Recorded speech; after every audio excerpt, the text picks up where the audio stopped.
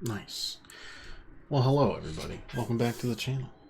My name's Twice. This bed is empty, but sometimes contains my cat, when she tolerates it. Other than that, welcome back to the channel. Welcome to I Was a Teenage Exocolonist. It's cozy time, so it's blanket time. We completed a full playthrough of this game. Which again, crazy. Didn't take 103 hours to get through. Not used to that. And decided, hey, well, alright, actually I have to edit my stream a little bit. 1 second. This is true, but I need everyone to know that the remake is coming tomorrow. Alright. Much better. Frozen in time. Yeah, we became and we got the ending of Explorer. We did enough to stave off absolute atrocity in the planet. Had some decent ends to people, but we never truly solved the mystery, you know? Now that's okay, because now we got a second chance. We already saved Tammy. Tammy didn't die. Isn't that great? I think it's pretty great to me. Well, seems good to me. How you doing, Pat? Now I was trying to figure out what the heck we're doing. I remember we are going to try and be governmental agents. But we need toughness or organization, and there's nothing in the game currently that gives us organization. Of course I'm streaming tomorrow. Same time as always. Probably not like a super late day. Probably just like an 8 o'clock. Little 8er. Little 5 to 8er. But yes, spooky stream inbound, as noted by the title and on the Discord. And eventually, other social media, so that I can actually start promoting myself. I know, it's been about 5 years. And I was like, I gave everyone else enough of a head start, now let's start promoting the stream a bit. Honestly, we're just real nice. That's all it is. I'm not smart enough to do engineering classes. That's fine. We're going all in on yellow for now.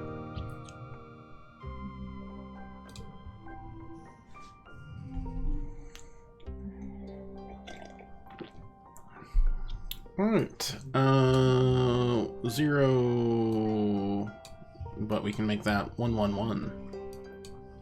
And then 2, and then, well, we'll lose a kudo, which is fun. We're paying for Mars's ambition, which is entertaining.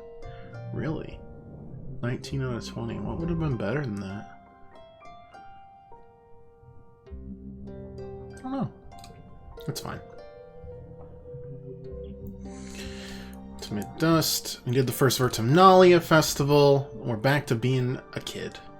This time we're gonna see what diplomacy and scheming can do instead of smarts and a brain for exploring. If we feel like it, we could even do a third one where we were just a big old meathead. And that probably would end in disaster, and that's quite a bummer, so I don't know about that one just yet.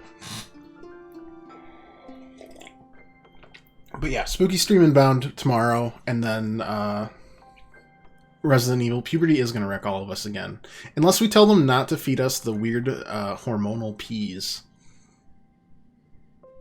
Nah. Yeah, and then next week, Resident Evil 4. All the way through till we're done. It'll be a pretty beefy game, but I don't expect it to be like a crazy amount. I've never played it before, so everything's going to be pretty new to me except for the village section. Not even the whole village, just the literal initial village section. That's the only thing I played, and then I chickened out when I was a child. And by child, I mean I was 10. Anyways, don't worry, we're definitely a way bigger coward. Oh, right, this is the thing. Learn about adaptability. Animals have neat adaptations. Sign intelligent life here. Just those big dumb xenofauna. Some animals here are smart and friendly. We always respect the animals around here. We always respect the animals.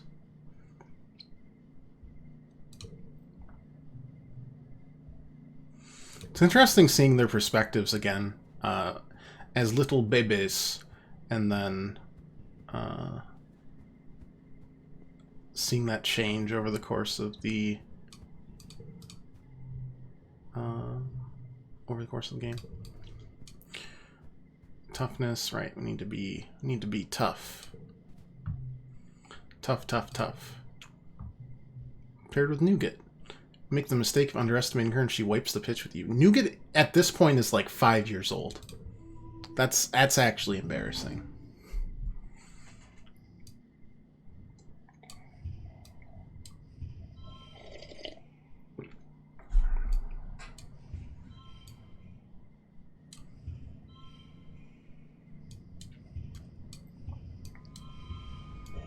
Oh, wait, I can do something like that instead? Nice. Respected animals are the tastiest animals. I don't know, dude. I respect German Shepherds, and I'm pretty sure they're not tasty. I suppose I can't confirm that, but I'd rather not. How are you, pirate? We are gonna go by quicker because we've seen a lot of these things before. This is skulking. Let's tell someone this time. Alright, and that didn't help anyone. He's too distracted trying to put buckets under various leaks in the roof to pay you much attention. I'll check it out later. If there's a danger to the colony, one of the lookouts will catch it. Not so sure. You know Dis. He's very good at hiding when he doesn't want to be found.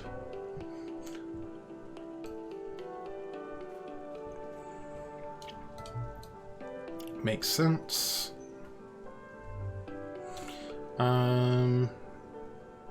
Did we already get the persuasion? Yeah, we did. Nothing new on that front. Nothing new here. What stuff do I have right now? I got a cake and a couple mushwood logs. Huh? Alright. You like bravery, right? You need 20 bravery to dare to eat a worm. You need empathy? 40 empathy?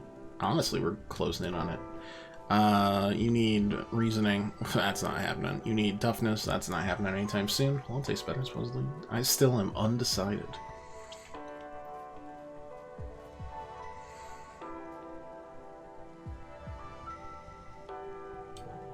That's killing the animal a lot more brutal animal than the standard shocker bolt gun is there.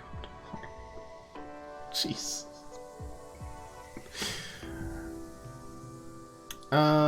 Right, Mars does a thing, and then we look at an enemy, and I'll talk to Mars in private about this. Because Mars won't pass the ball. I don't care that I lost a little friendship. Pull Mars aside before the second down. You explain she needs to change her behavior. She gets defensive and angry, but seems to understand what you're saying. Fine, I get it. If I hug the ball, don't pass the players who are worse than me, they'll never get better. I guess you have a point. Mars tries her teamwork theory out. Three of you sweep the floor with the other team. She does a fairly good job of actually being team captain, too. Turns out Mars likes winning even more than she likes being the one with the ball. How about that?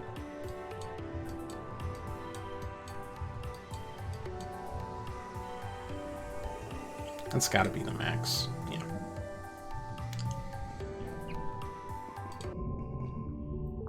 Terrifying familiar dream. Yep, we're dreaming about the Faceless again. Everything's in shambles. I am stressed out, but not that stressed out because I am super calm all the time. Let's see. I'm 10 years old. Now I'm just gonna... I went to my parents for comfort that time, and I'm probably gonna do that at the same time. Nice. We're so unstressed. Life is good. Thought Mars was going to end up dead last playthrough, to be honest.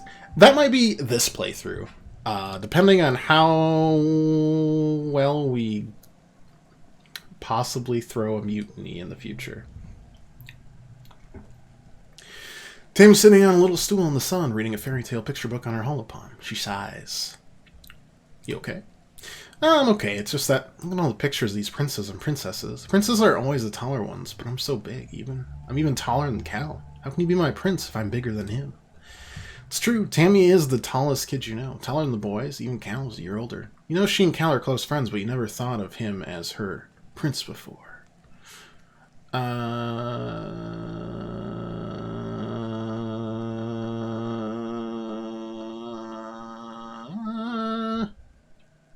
Being tall is gotta flirt. That was last playthrough. Last playthrough. We are not the same individual. We're no hornball anymore. We're 10 years old, dog. More importantly, being tall is awesome. Reach high things, hit rad spikes in sports ball. You can see over other people's heads in a crowd. Plus, tell her, tall people give the most amazing hugs. She goes for the bait and gives you a big hug. That was even better. Got a big hug. Pro list. Cons list? No cons. None here. Great friend. Got a big hug. We're all about the hugs.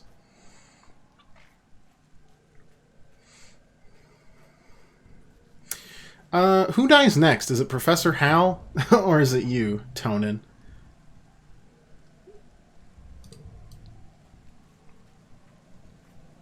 Well, just gotta keep on building up the toughness so we're allowed to start working in the depot.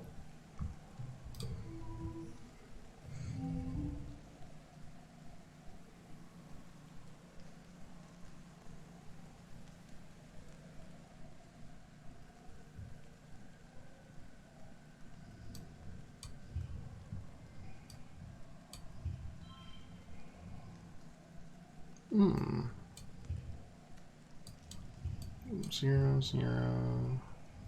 And that's useless. That's decent. It's almost better. What does this change? Goes from 14 to 13. That's what I thought.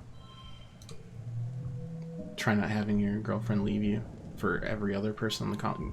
It wasn't every other guy, it was every other girl. That's tangent. Second of all, that was doomed from the start. I was a teenager. And third of all, I'm an explorer. I didn't really give a crap. My girlfriend was the land.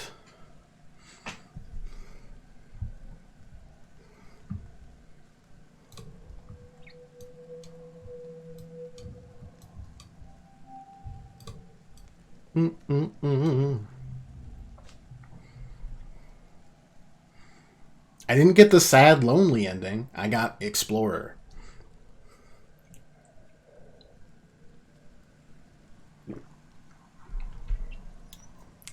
Why did I not dissolve into goo and become one with it? That wasn't becoming one with the land. That was being recycled and getting turned into an artificial intelligence.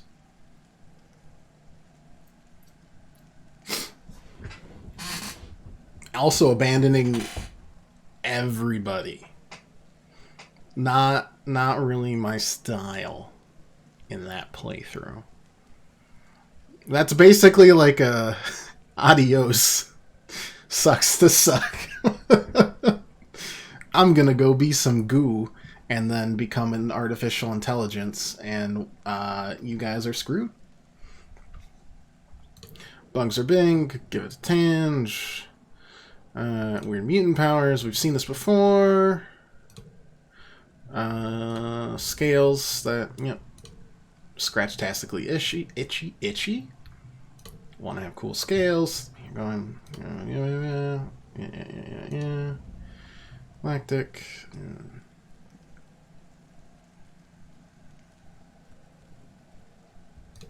Cool scar. Yeah. We've seen that event before. It's in my nog.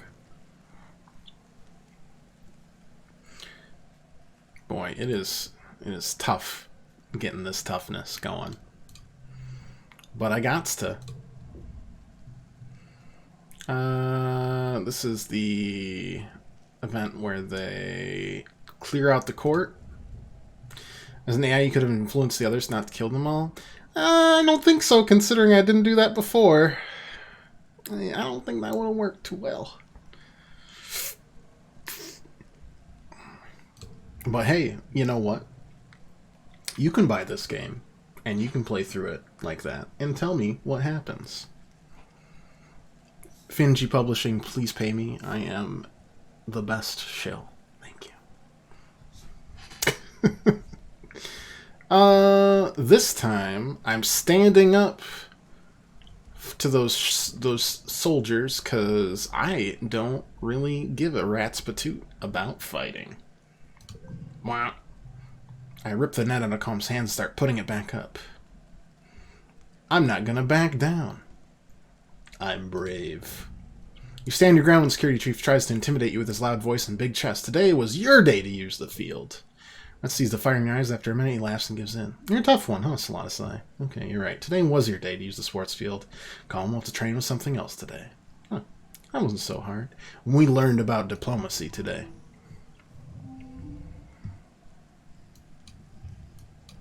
That's unchangeable. Yeah, I bought it, just not the time and energy to play it.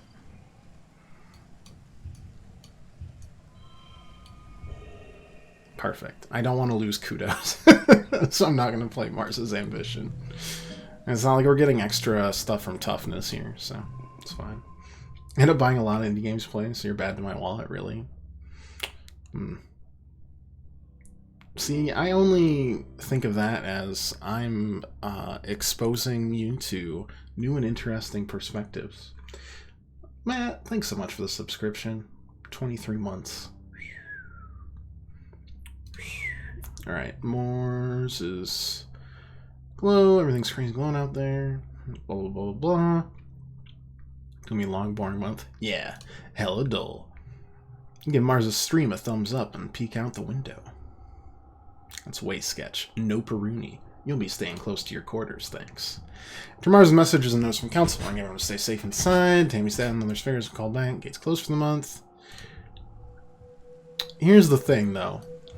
So I want to stay inside. I do. However, I'm remembering that I think Hal dies during this glow. Is it this glow or next glow?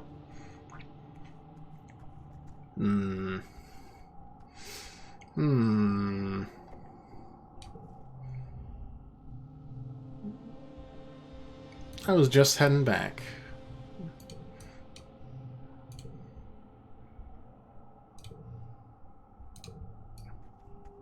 Could it be random? I don't think so. I think the narrative events like that are locked in place. Tammy was at the same time.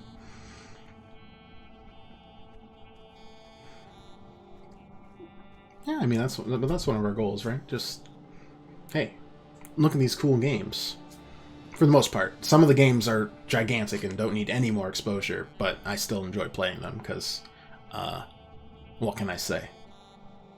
I've got absolutely no taste in that I love most things, game-wise. Not everything, but the taste is not very specific. It is just wide. Like a mouth of piano keys. Let's check in here just in case. No, okay, nothing in there. 3 more toughness ones. Could it be random, though? Yeah, I don't think so. But how are you, man? Playing the indie game tomorrow? Never heard of Ari. Yeah, exactly. Look. I'd say every time. I'm not committed to any one thing. 1-1-1-4. Is that enough to win? Cool. I don't want kudos.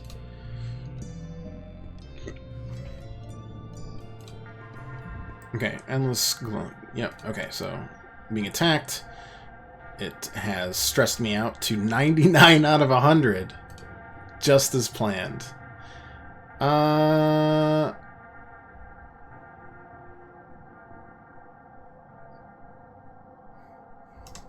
Okay, like 1 second. We're saving it under the just in case here again. So I want to play a character who stays inside this time. You know, role play a little. But I also want to see if I can remember if anything changes with Hal.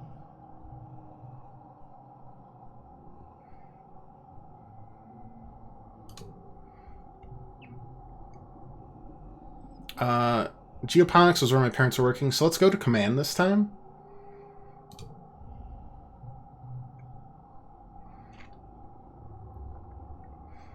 Chief Security Rat and 3 officers are defending the door to the command wing. They're too busy to notice you because a terrifying insectoid creature is slashing at them with razor-sharp forelegs. The monster kicks one of the officers and a rifle flies out of her hand, skitters across the ground towards you, tossing it right back at you.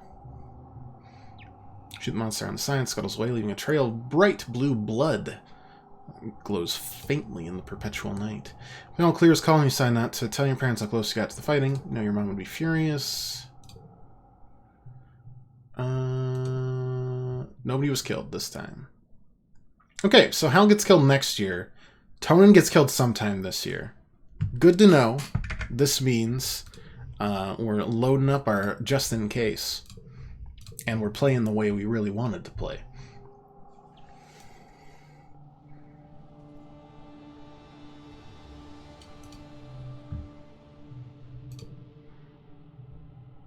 Training in the dark is really hard. You lose a lot of sports balls under the bleachers and in dark corners this month. Submit a request to engineering to make some sort of glow-in-the-dark paint, so it's easier to spot the ball and it gets rejected for not being a priority concern. I mean, like, let's look at... Well, let me pull up last year's VODs.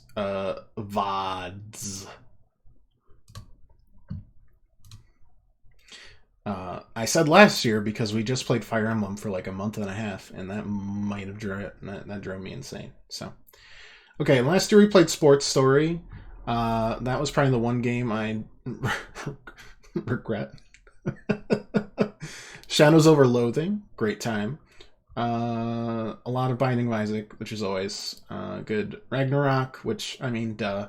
Mario plus Rabbids Sparks of Hope isn't an indie game, but it also, I feel like, deserves more eyes on it. It's a good time. Alien Isolation, that's and Amnesia Rebirth were a little older. I think they're fine. Weird West, definitely cool. Nobody Saves the World, definitely cool. Jack Move was alright, but another one. Curse to Golf was great. Cult of the Lamb, another good one. The update for Into the Breach, the update for Dicey Dungeons, Stray. Neon White, which was like my game of the year. Cuphead DLC, you know. Purgatory and Purgatory 2. Little RPG Maker horror games. Both Subnauticas. Bug Snacks. Then some Elden Ring. You know, we indulge every once in a while, alright? Tunic, which was my other game of the year.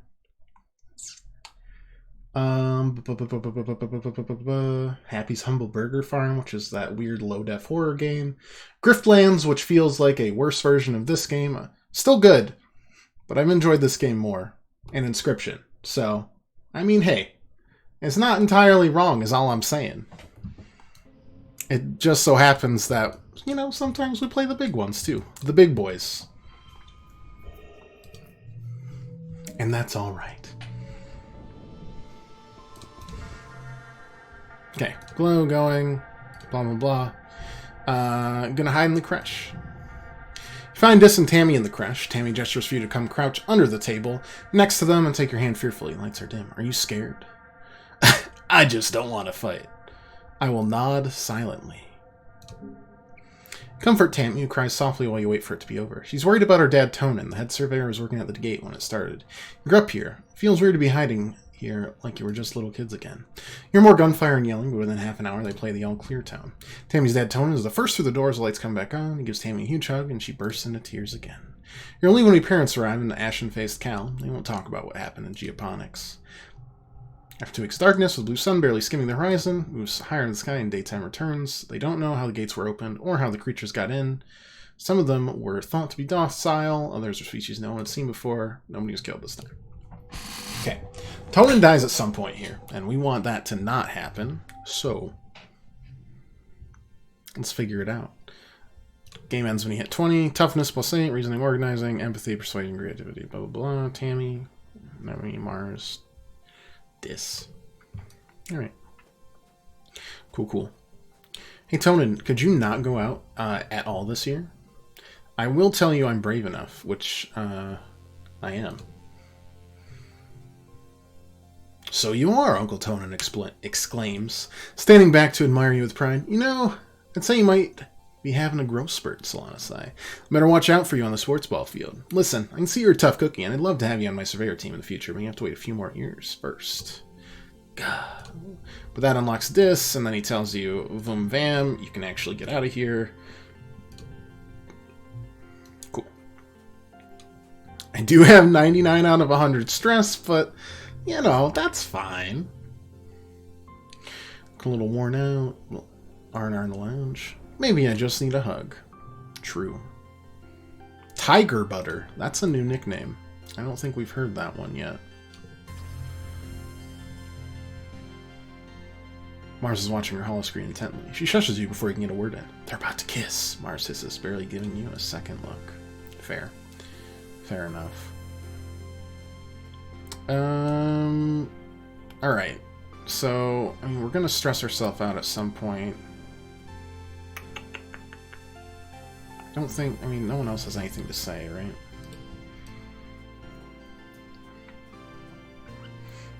We could slip out. Maybe slipping out before Tonin dies is the important thing to do here, but I'm not sure.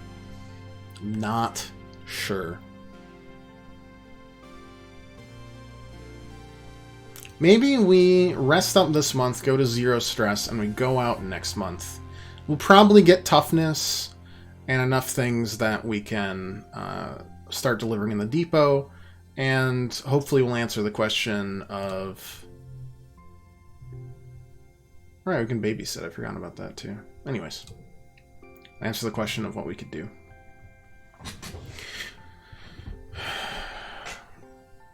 Some of the other kids are relaxing in the lounge. Mars and Dis, Cal and Tammy. I mean, Cal and Tammy seem, like, destined for each other. Let's see what Mars and Dis... Oh, wait, I did already do this. We talked about how they stink. Let's not be a bully.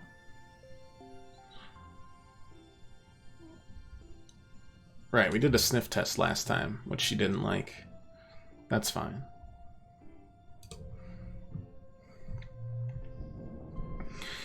Do we care about first steps? Not really. It's our birthday again. We get snuggles. We get a fruit. It tastes like a blue lemon. Your guess is as good as mine. Is that a lot like blue raspberry? Yep, yep, yep. I don't know if I should be getting these delusions in. I feel like we have to be very specific about when we do this.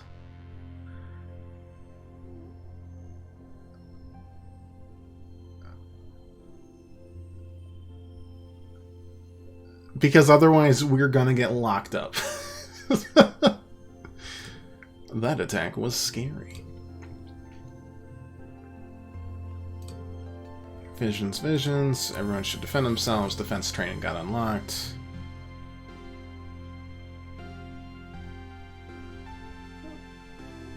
I will never go outside. You better never. Okay. Anyways. Time to go outside.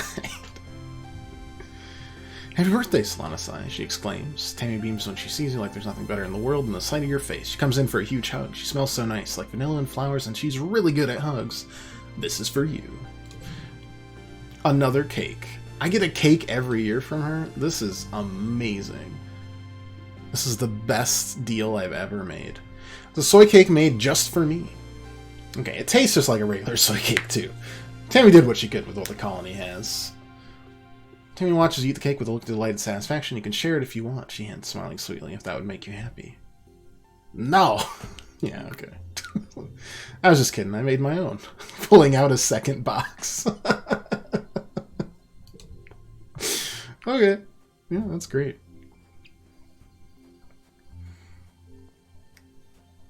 Any other people want to talk this month? Nope. Okay.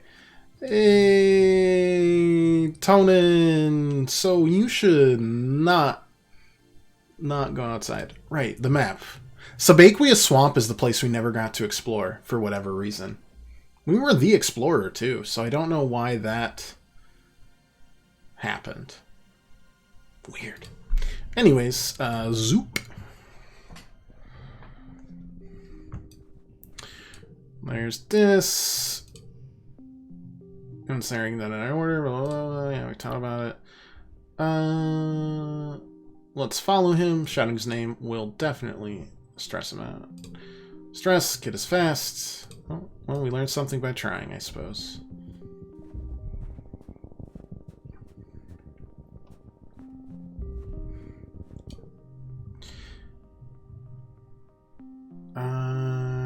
Let's do an animals challenge. Hopeye. We've seen these events before, which again is why we're skipping them. And I am so sorry about that.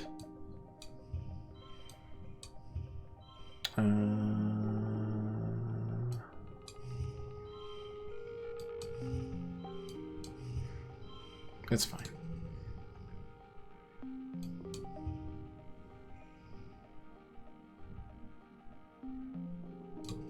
It's just like a solid 7, honestly. 4, 4, 1, 1. 3. I know, but it's fine. +1 animals. Yep, warning us away from the nest. Got animals and perception. Perception seems important as well. Just for, like, I don't know, general noticing what's wrong things. Farmland, spill outside the walls, fields don't look like doing well, nobody's around, looks a bit abandoned. Meager crops are in the harvest, our animals are starting.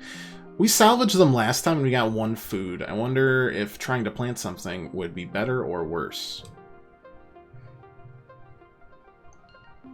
It was worse. It stressed me out. We planted some things that look like seeds, but it's unlikely any of them will actually grow here. Yeah. Yeah, that's okay. I've already done this with this. Nidus.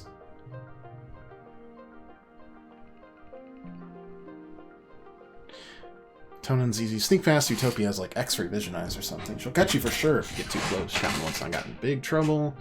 She's something cool. Da da da da. Let's be brave. It's like a 2-2-3 or something. Sure. 1 2 4 4. 0. De-stress ourselves. Just kidding. Do that instead. Yeah, I know. It's fine. It's not what we're about. We're about de-stressing and being brave. And then we get really de-stressed. Yep. Perception. Friendship. Beautiful vista. Keep exploring.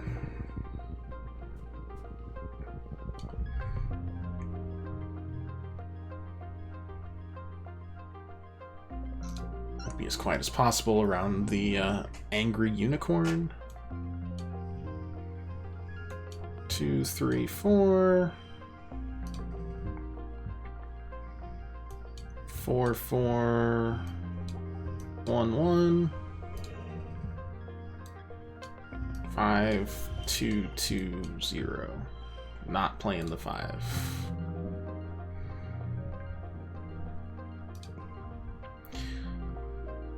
Venusaur is fine. It pees on a rock. It's magical. It ate a huge meal recently, and I got even more. Look how unstressed we are. Vertumna's a magical place. Wow, a Tonin event. We never got that because he heckin' died.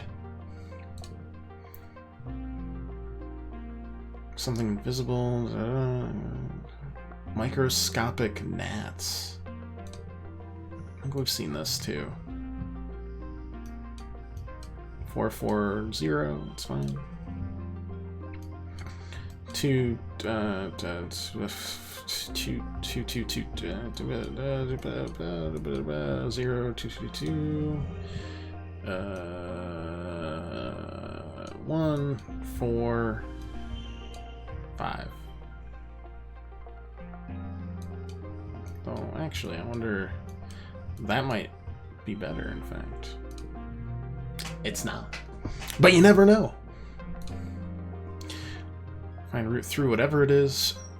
Shock seems strongest near some low-lying fractal palms. A natural electric field. Weird. But we're doing pretty good on the stress levels. Cluster of mush trees. We give him a friendly pat. Voila. It's a camouflaged animal. Have we seen that before? Oh, yeah. Let your mind wander. We're in gelatinous blob grass. We've seen this before, so we're just gonna go zip, zoop, zop. And then,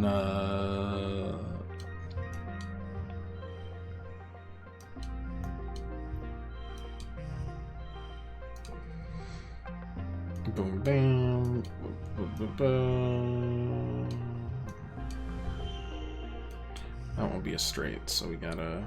Does that actually help? No, not even in the slightest. What if we went like all yellow in this one? Up along the rock, get more perception. Have we gotten any toughness yet? Nope, not even a smidge. We are closing in on tonin, which is good. Bravely jump over the stream. 0 2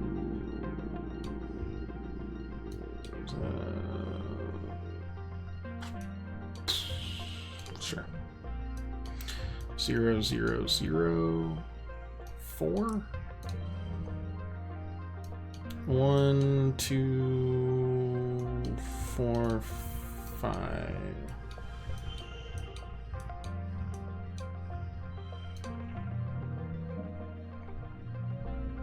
Really?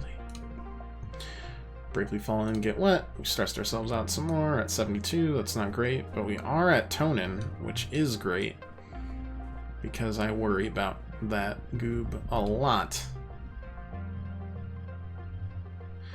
Chief Surveyor Tonin, Uncle Tonin, bumbling about, preparing some automated survey equipment and clearing. He's very cautious, jumpy even, but he's making a lot of noise. Every few minutes he'll pause and listen to check his surroundings and go back to banging away. Shouldn't be hard to avoid if you don't want to get caught sneaking out. Okay. Somewhat was hoping that was going to be different, but that's okay.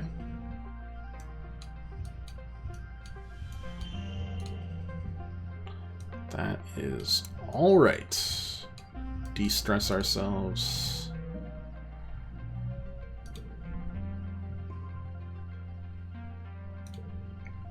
All right, snuck past him easily.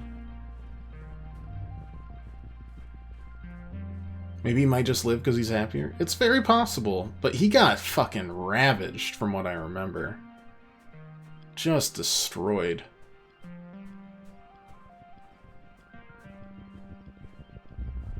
Is there more to this clearing? Well, hopefully we'll be able to get past it.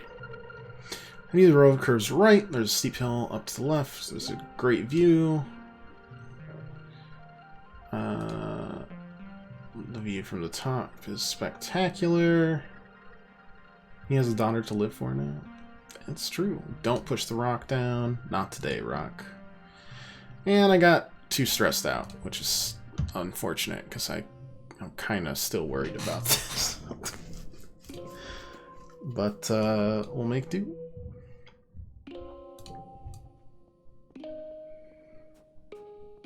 Alright, nothing we can do this month though.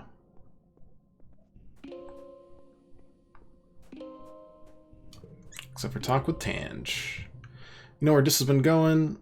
Is he safe? I'll keep him safe. That's a lie. Full offense, but you're just the kid. Yeah, fair. Fair and accurate. binge watched a few seasons of the show you've been meaning to rewatch. I hope it's Hyperjet School Transform something something. I like both of these, so we're not going to.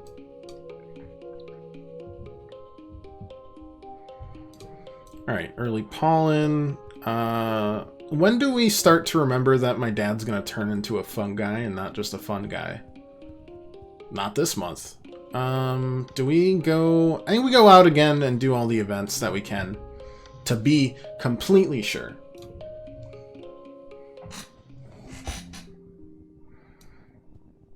All the events that are left.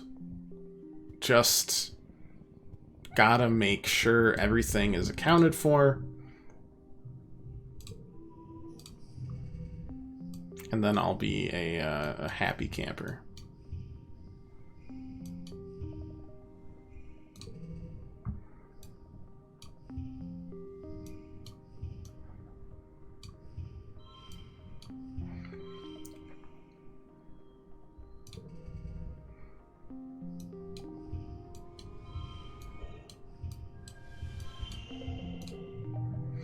Gives them an opportunity to grow and spawn new opportunities. Is that so?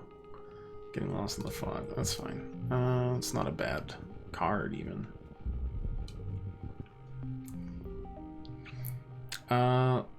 Apologies. I don't know what to do with you. So I'm gonna pop you. And it's gross. That's okay. That's alright.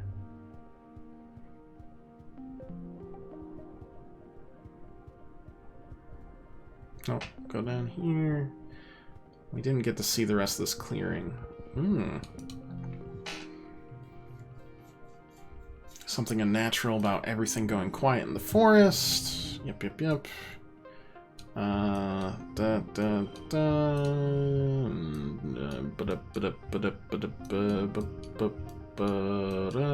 2, 3, 5. 0, 0, 1, 2, 3.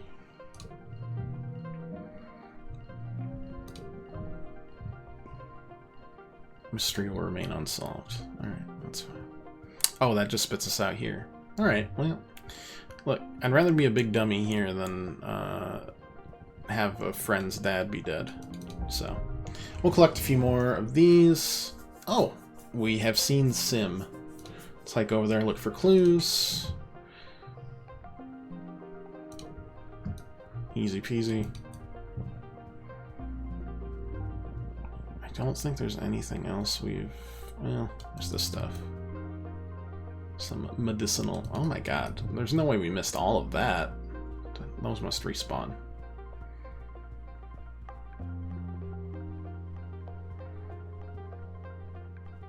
I saw just one more event, and that's it. It's over here, right? Yep. Mush trees. 3 people are feeding mush trees. 4-legged.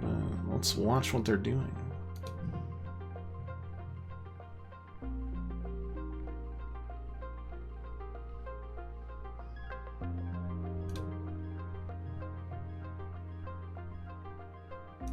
Okay.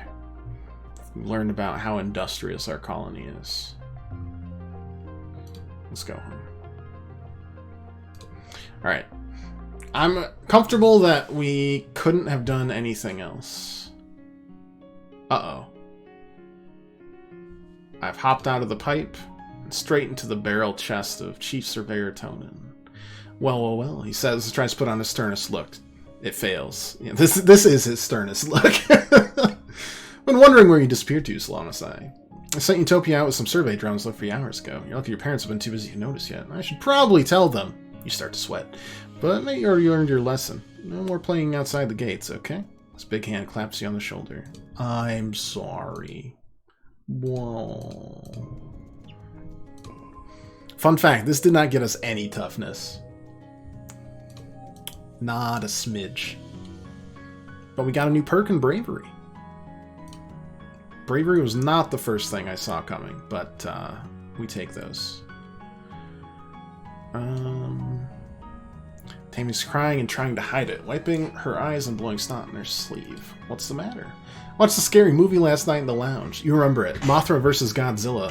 The 2085 remake version? I've heard that makes the 2055 remake version look like the 2025 remake version.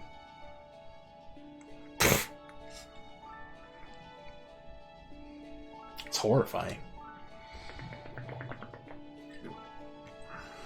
Well, I had a bad dream where the monsters were knocking at my bedroom window. They were trying to get in. Now I can't stop thinking about it. Miss being in space. It's so much safer here. There.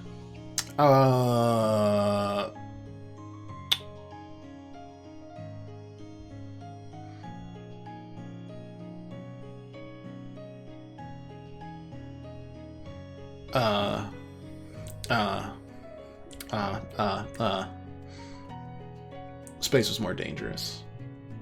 Oh no, Tammy's confidence! Oh no, no, I can't have that. I can't have Tammy have low confidence. I can't do that to myself. One moment. We're loading this. Boop, boop, boop, boop. Can't. That can't happen. I'll be so depressed. Soldiers will keep us safe. That didn't give you confidence. Okay. Will the other one give you confidence? I know, we're just gaming the system at this point, but, I mean, look, she was dead the entire time. Maybe she'd like to know that Mothra vs. Godzilla wasn't real. Oh, well, whatever. We didn't make her lose confidence. I know, but there are real monsters out there in the jungle. I can hear them. Hear them trying to get in. They're scary. Both look towards the wall. She does have those big ears. Maybe she can really hear creatures gathering in the jungle, scratching at the walls, looking for weak points. The thoughts give you shivers. Here, have a... I haven't gotten any flowers, have I? But I got you a present. It's a cake that you gave me, and then I didn't eat, and I gifted it back to you 3 months later. Likes cakes. Oh, wait, no. Cal likes cake. Oh. Hey, Cal. Have a cake. Really likes cakes. This is my favorite thing on the whole planet. He makes grabby hands at the cake and takes a big huff of the pleasant sugary smell as his eyes slip closed in sheer pleasure. Wow, Slot sigh. You really are the best of the best. Here, you have a piece too. Let the icing melt in your mouth. Let all your worries melt away with it. Wow. How's it going, Dis? Let's just sit down. We've done this before. Head Surveyor Tona is prepping his equipment for an outing. He's bringing a lot. Maybe he's going to stay out overnight.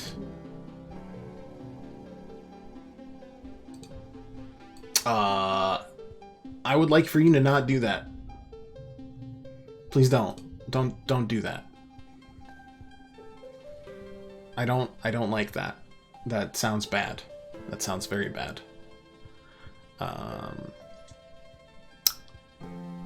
Boy, trying to prevent deaths is a stressful time.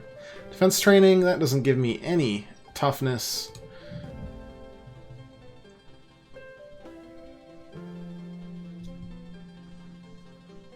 You're playing sports ball with Cal, an enemy Nougat, and a few other kids. An enemy's team is absolutely destroying you because Cal keeps letting in goals. You chalk it up to lack of skill, but you've seen Cal in drills, and he's a really good goalie when it's just him versus himself. That's why you picked him. Enemy likes winning at first, but after a few innings she gets frustrated and stomps over to Cal. It's no fun if you're not trying, she shouts, waving her hands. What's wrong with you?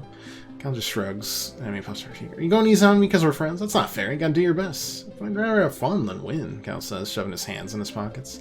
I'm mad when other people win. I like when my friends are happy. I'm not happy. I'm mad. How can I show off how good I am if you're just letting me win? Then keep fighting. Everyone on both teams look at each other awkwardly, wondering if you should keep playing. Bored with the stay of the game, Nougat grabs the ball and starts bouncing on her head. Anteater, bushbub, camel, dwarves moth. She says new animal every time it bounces. I will side with Nougat on this one. I agree. Nougat is right. Why argue about one game? You can just make up another one that people aren't happy about. You alternate letters with Nougat until eventually everyone's playing except for Cal and an enemy. Look over and see everyone having fun without one. They look embarrassed as they jog over to join in the new game. Got 'em. Challenges have conditions. Yeah.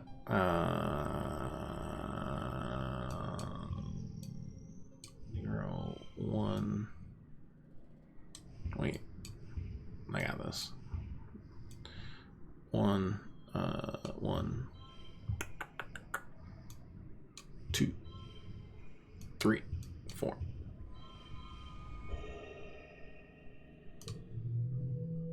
Not bad. Still just 1 toughness, though.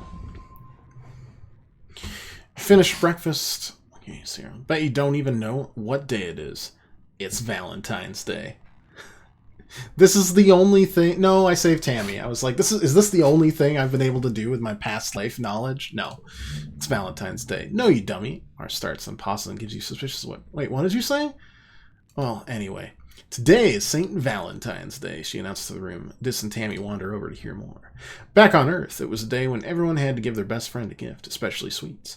Then you put the sweets under your pillow and it makes you dream about who you're going to marry. And there are decorations of hearts and arrows and pigs. Why pigs? Mars can answer, Dis snorts. This is dumb. Mars fan just made it up to get free candy. Rolls his eyes, walks away. He leaves, Mars shouts at his back. Well, no one's going to pick you anyway. You stink. Sounds like fun. Tammy nods enthusiastically. Her hair bobs jangling. And tell all the other kids about it, so you go around, find your best friend, give him a gift. Make sure you gotta do it by the end of the day, or it doesn't count. And if too many people want to be my best friend, I'll hold tryouts for the position. It's only fair.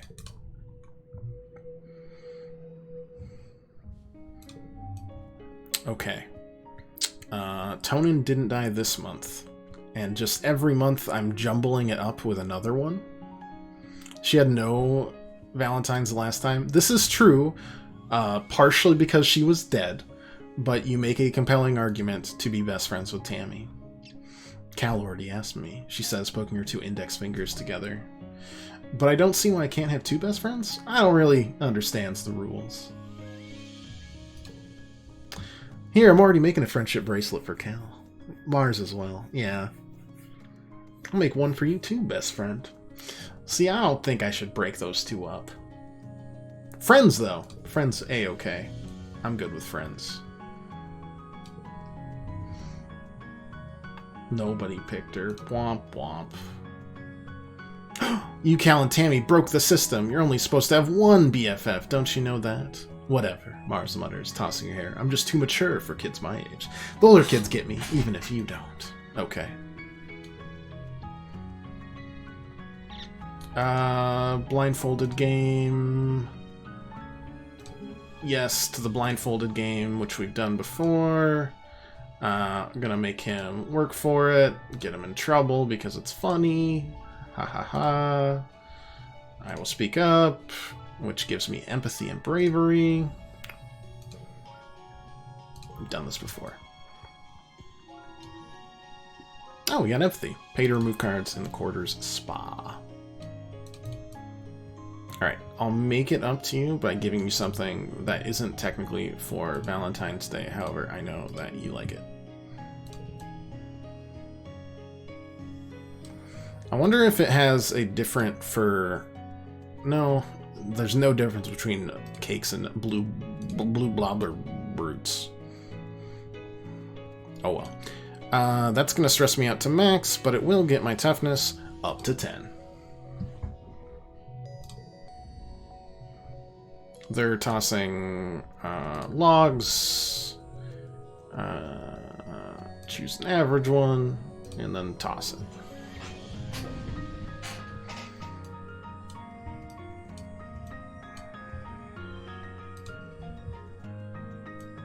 Zero, 1, 2, 3. 0, 1, 2...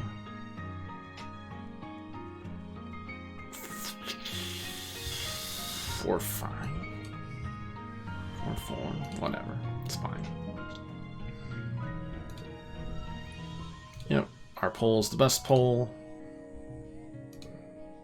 Play the rest of the day, and voila. Most importantly, though, got the toughness. Oh, wait. No, I didn't get stressed out. Life is good. It's great being calm. Tone, you still there, buddy? Okay. All good. Dust, hot season. They're working hard. I would like to see the harvest. Corn is a little yellow and scraggly, but he enthusiastically points the vegetables to harvest. Festival's coming up. Town's their own science fair. Yeah. Most importantly, we can apply to deliver supplies. I'm definitely not organized, but I can carry a lot. I'm free age, maybe. I'm the only applicant. Hooray! We can start doing organizing. The one thing in the blues that we didn't max out. Zeke sends y'all around the colony delivering supplies. During the first week, it's mostly small things you can handle. Oh, we've done this. We did one thing. In fact, we de-stressed about it, which is pretty great. Card becomes 2. Okay. Well, let's turn that into a benefit. I wonder, does a straight have to be backwards? No, it has to be forwards. Interesting.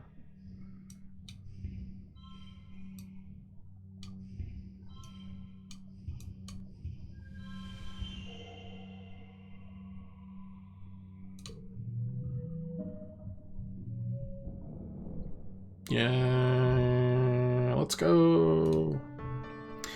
And we maxed out stress. We didn't even max out stress. Vertumnalia Festival usually de-stresses us quite a bit. Udicott. Yeah. Creatures unexpected. Don't worry, we'll definitely... that won't happen again. Depot's announcing getting open to the public. Dad's giving me allowance. Dad's multiple. Conserving doesn't change from last year. As always, proud to serve you. Build your future. Going back to the talent show, of course. This is Mars, your competitors for the talent show. Mars is a shoo-in for winning with her jazzy, high-energy dance routine, so all eyes are on Dis for daring to compete against her. Dis stands on stage and clears his throat, then gestures with his arm. From his hollow palm emerges a projection of ventriloquist dummy. He sits it on his lap and launches into a comedy routine, speaking through the Zal with zero filter. The judges all howl at his impression of Chief Engineer Instance, but the crowd favorite is by far Administrator Seek's thin, self-important voice coming out of the doll, imperiously demanding that not everyone can have perfect scores. They have to be rationed appropriately. This looks flustered by all the attention, but proud as well. He bobs in a little bow before leaving the stage to raucous applause. A hard act to follow. Didn't I do a magic act last time?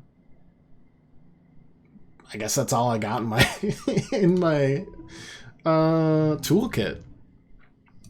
It's fine.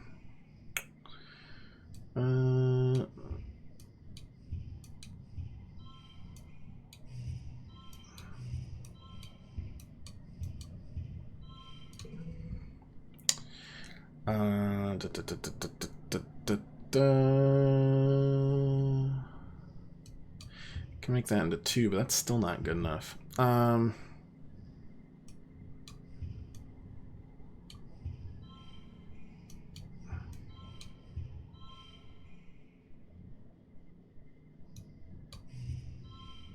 That makes more sense.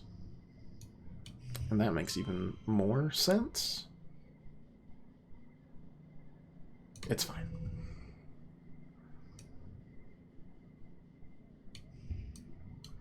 Turn that into 2, and that's 2, and then that's 4, and that's, yeah, we'll use our kudos to max that out. It didn't max out. I don't know what I'm doing. Everyone is amazed by your magic act, especially the one where you pretended to cut one of the judges in half. You win, as voted by audience applause. This just shrugs and smiles. Didn't mean to win anyway, so there's no hard feelings. Mars, on the other hand, is livid. I worked on my routine for months, she cries, and refuses to shake your hand. My smugness de-stresses me. Water fight. Rocks on the walls and garrison unlocked. Yeah. Cool.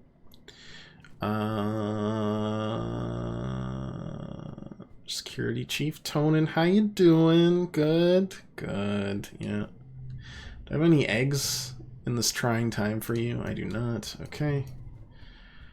What is Tammy like? Do you like fruit?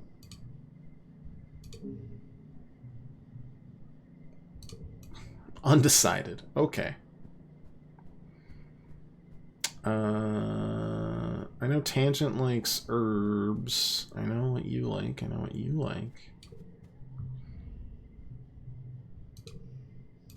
you go. Who likes wood besides Rex? I think everyone probably dislikes one thing and likes two things.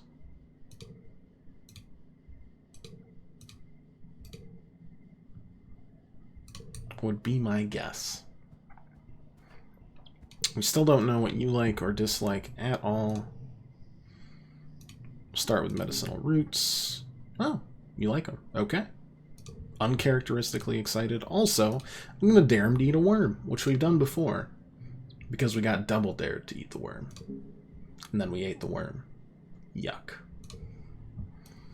Be interesting to be able to befriend Dis without actually exploring much at all. If that would even be possible.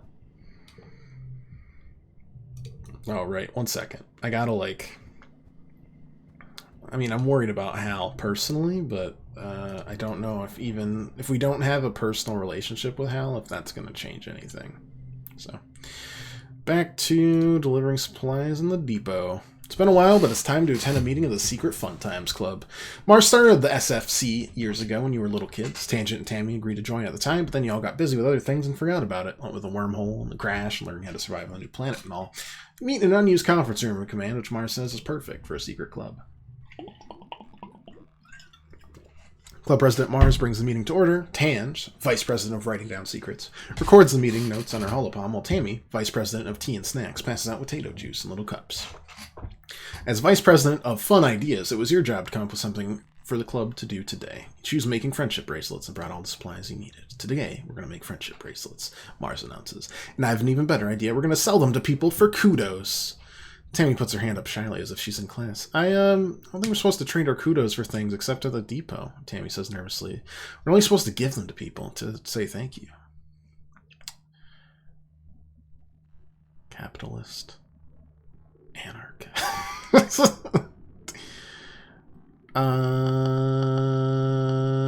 Friendship bracelets should be for friends. Well, and we give our bracelets to people, and if they don't say thanks with some kudos, we take them back. It's hard to argue with her sheer force of will sometimes. If there's a loophole, Mars will find it. For you spend the afternoon braiding bracelets on a recycled bits of wire and bright plastic packing straps. Tangent dutifully counts each one on her holopalm, while Mars motivates you to work harder and faster. She promises 2 whole kudos to whoever makes the most bracelets. Tammy's already way ahead, but... that sounds exhausting. Capitalism is anarchy on this planet.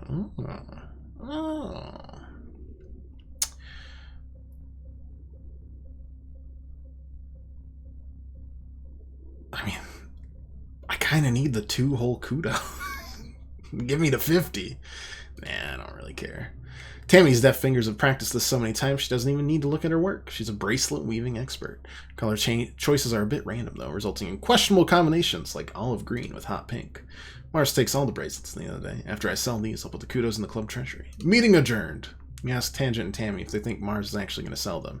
I think so, Tangent tells you, but the club doesn't even have a treasury. She probably just keeps kudos to herself. She doesn't even care. Okay. Back to delivering supplies. 0, 1, 2... that won't work because I can't do that. Because that'll be 4 and 4. Sag. But pretty good there.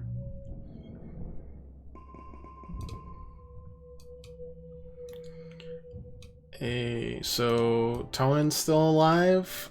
God, did Tonan die in the 3rd year, maybe? Am I stressing myself out for no reason? Probably. That's okay. Quick visit the spa. I don't like these. I'm getting rid of them.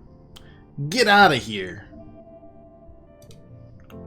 Completely forgotten. Empathy, creativity, kudos. We got empathy. Creativity is next. Organizing. If we get to organizing, is it 10 or 20 that my mom wants to talk to me about? 20-ish.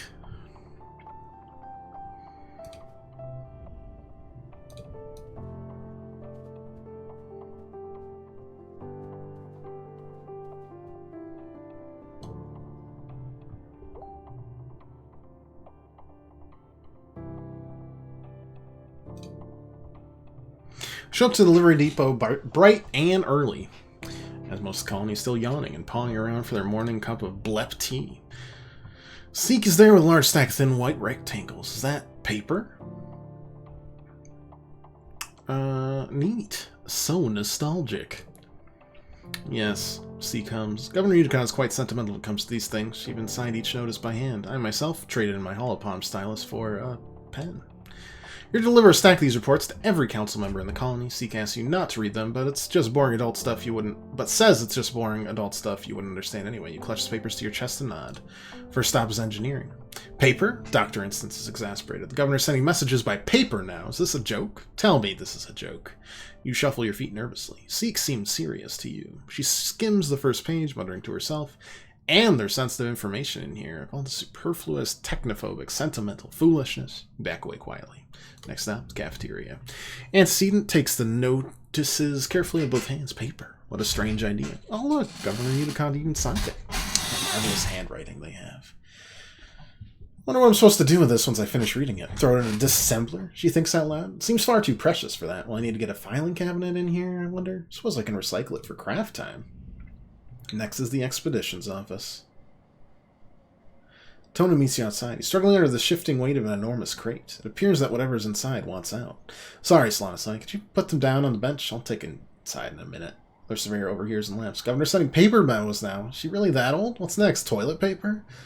The moment you put the documents down, a gust of wind picks them back up and they fly everywhere. You snatch them, but accidentally drop the rest of the stack you're holding. I don't feel like sabotaging right now. We are government workers. We scrambled to pick them all up. And I wish I had more organizing because it feels like sneaking a peek would actually have been good. Gosh darn it. We will refrain from sneaking a peek. We deliver the remaining reports. Gosh darn it, we're a good kid. How disappointing. I'm very depressed about it. Wow, you are not giving me much to work with there, are you?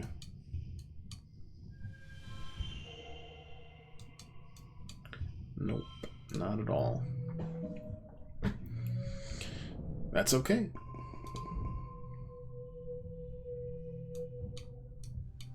I mean, we weren't able to even, like...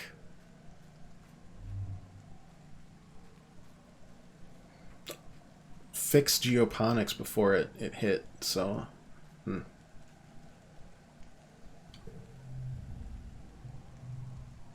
Not you, President? You might like roots.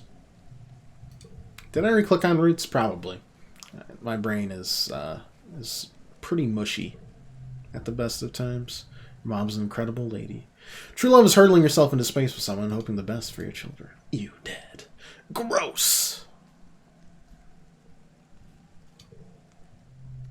I agree. And back to delivering more supplies. Mars has asked you to recruit some new members for the Secret Fun Times Club. Who do you approach about this fun, exciting opportunity to make friends and be your own boss? I think this is a pyramid scheme. I mean, Tammy is here. I mean, Tammy would like Cal. I don't know about this. An enemy would be Chaos. It's Cal.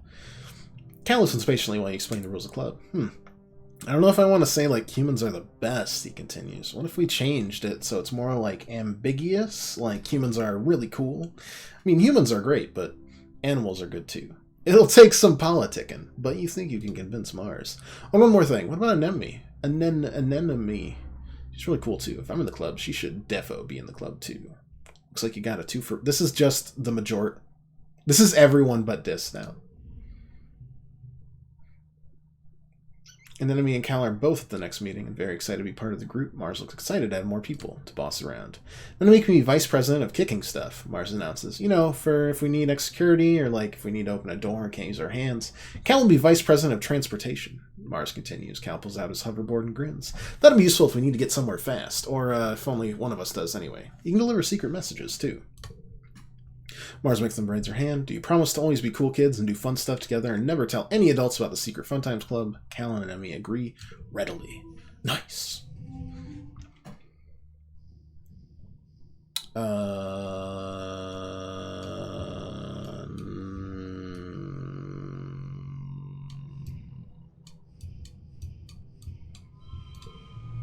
Yeah. Me just checking every month to see if everything's okay. Everything okay over there?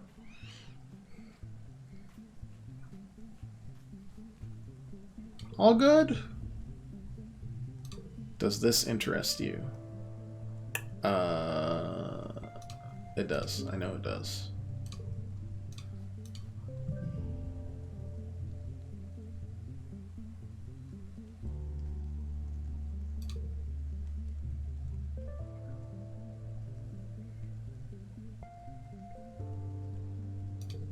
I've already seen this. It's a great hiding place. Coming in.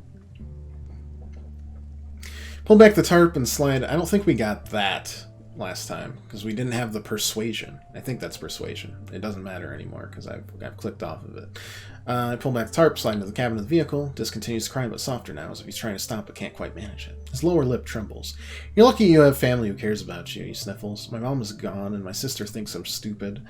Dis is quiet for a long time, almost long enough you begin to consider actually leaving him alone. Just before you do, though, he speaks. I'm never going to go back to class, he says. I hate being around other people, and I hate doing schoolwork, and I double hate it when the teacher asks me questions. I'm not Tange. I don't know stuff like she does. Dis kicks at the console of the vehicle a few times. Bang, bang, bang. Then bursts out into tears again, pulling at his hair. I'm just dumb, okay? People ask me questions, and I freeze up, and I say something stupid, and then everyone laughs at me, even Tange. Tange laughs the hardest. She's embarrassed by me. I know she is. Today she just told me people would like me more if I stopped being so sensitive and immature. We need folks who use their hearts, too. Ay. Even you think I don't use my brain, he sniffles. Everyone always thinks... Neither of those were going to be good options, then. Everyone always thinks Tange is better than me. Dis wraps his arms around his legs, hides his face in his knees. I hate her. Everyone thinks she's so smart, but she's just a big meanie. I hate everyone here. I hate being here. I just want to be left alone. Okay! That was great. However, I'm going to dare you to go into a restricted area now, which we've done before. It's the creepiest, darkest part of engineering. Nothing really new happened there, but that's fine. That is okay. Okay. Deliver supplies again. Recycling disposal. Yeah. Oh, nice.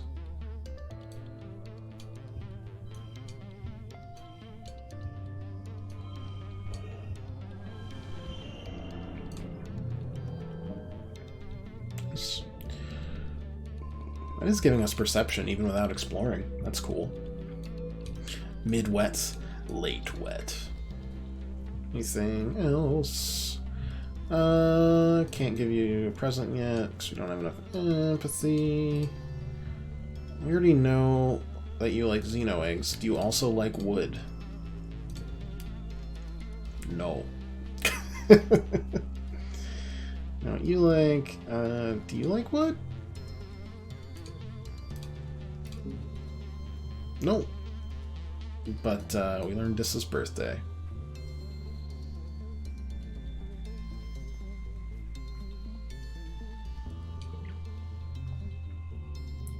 Deliver supplies.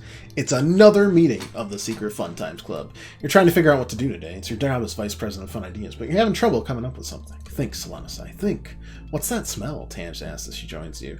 You think she means someone farted and you giggle, but then you can smell it too. It's like burning mustard and spices, strong and acrid. Then the overhead lights start to flicker. Well, that keeps happening like the same time every afternoon. No one knows why. It's a mystery. She and Tange look at each other, then you. A mystery. They jump to their feet. There's a mystery afoot, and the SFC is going to solve it. Tange brings up a fresh notepad on her hollow palm and adds 2 bullet points. Clue 1, weird smell. Clue 2, flickering lights. Smell's coming from that vent, he says, pointing to a screen in the corner.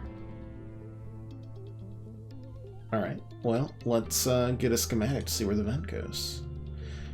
Connects to the cafeteria kitchens. It smells awful in here. Aunt Seaton is here, fanning the nanoprinter with a cutting board while it belches out foul black smoke. Oh gosh, kids, don't come any closer. The darn nanoprinter's on the fritz again. Everything that comes out is awfully burned, and I don't want you to breathe in the smoke. Every gosh darn day, she mutters under her breath. Tammy quietly points upward. The lights are flickering here, too. Take a closer look. There's some kind of black dust near them. That's weird. Little clumps of it are stuck on the wall and ceiling all around the outlet and the back of the nanoprinter, too.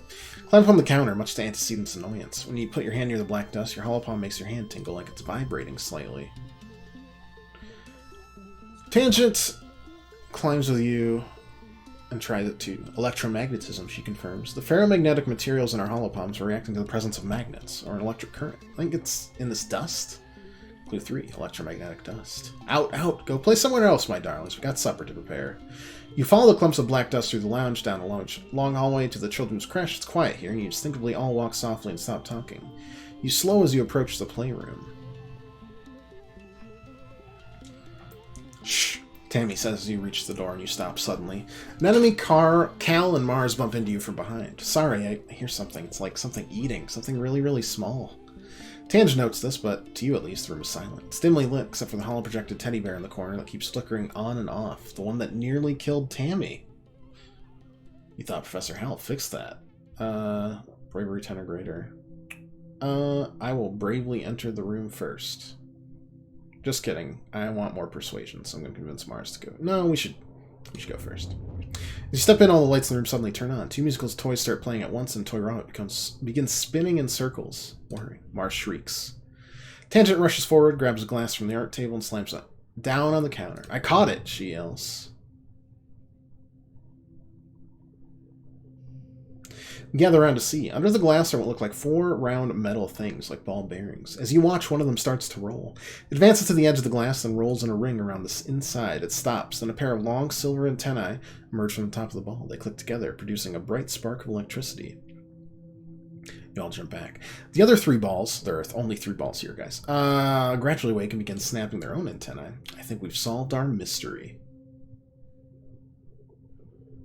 Tange says with a growing smile. Sure enough, you find more magnetic black dust and something else. Tiny bite marks in the electric cord leading to the hollow projector. You must be feeding off the electricity, Tange explains, then storing it like a battery to use for self-defense. And this dust must be their excrement. Fascinating. You report your findings to Professor Hal. He realizes those pests have been siphoning off electric current from your ship since it landed and are responsible for some dangerous power surges. Didn't he die to a power surge, too? During the next glow? Did we accidentally save Hal here? Is what I'm asking.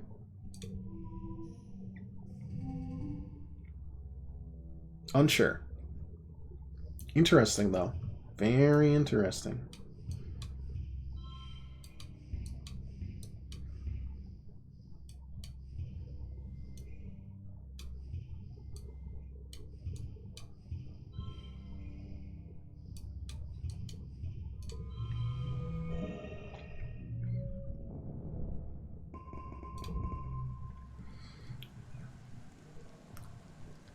Expedition's vehicle driven through the gates. Oh no, is Tonin dead?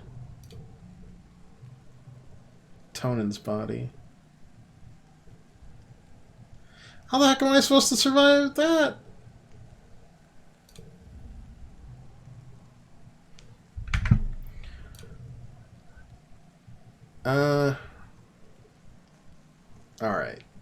So, first of all,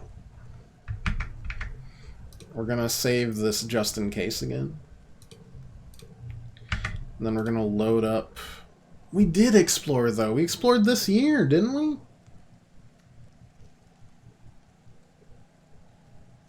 Maybe we have to explore that month specifically. Let's look. Might know that month, okay. Yeah, let's look.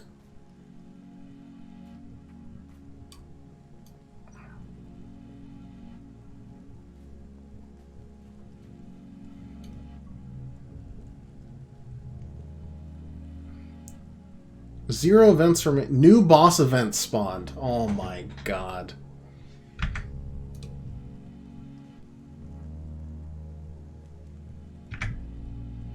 I am a little miffed about that. But then you might be sacrificing Hal.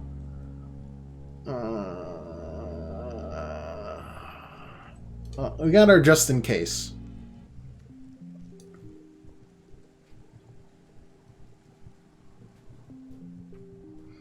Maybe it's an either-or situation.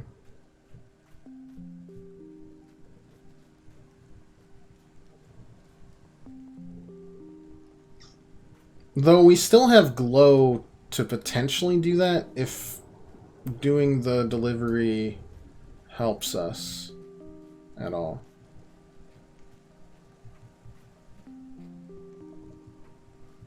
Of course, this might just stress us out, and then we really are toasted. Yeah, that looks like something that could kill. Hear screams from just over the next bluff. Human screams. Crest the bluff to see Tammy's father, Chief Surveyor Tone. He's being attacked by something you've never seen before. A four-legged creature with a huge mane of flowers. Mean reptilian face and two wicked claws. What, is this a manticore? I've heard of fierce creatures like this outside the walls. Never expected to see one up close. Was one doing so close to the colony? Tone is pinned under one of the creature's pointed legs. He's struggling to get free, but the manticore keeps dancing around like it's playing with its food. You can hear it from here, growling and clicking its mandibles. Leave and pretend you didn't see it. I get the feeling... I don't know. Let's try to distract it. And then attack the monster with bravery. Guided by a tree, throw a rock at it, bounces harmlessly off the flank, clatters to the ground. Manticore is undisturbed, which is more than you can say about yourself. Tonin shouts in pain. You're running out of time. Let's attack the monster, maybe. Oof.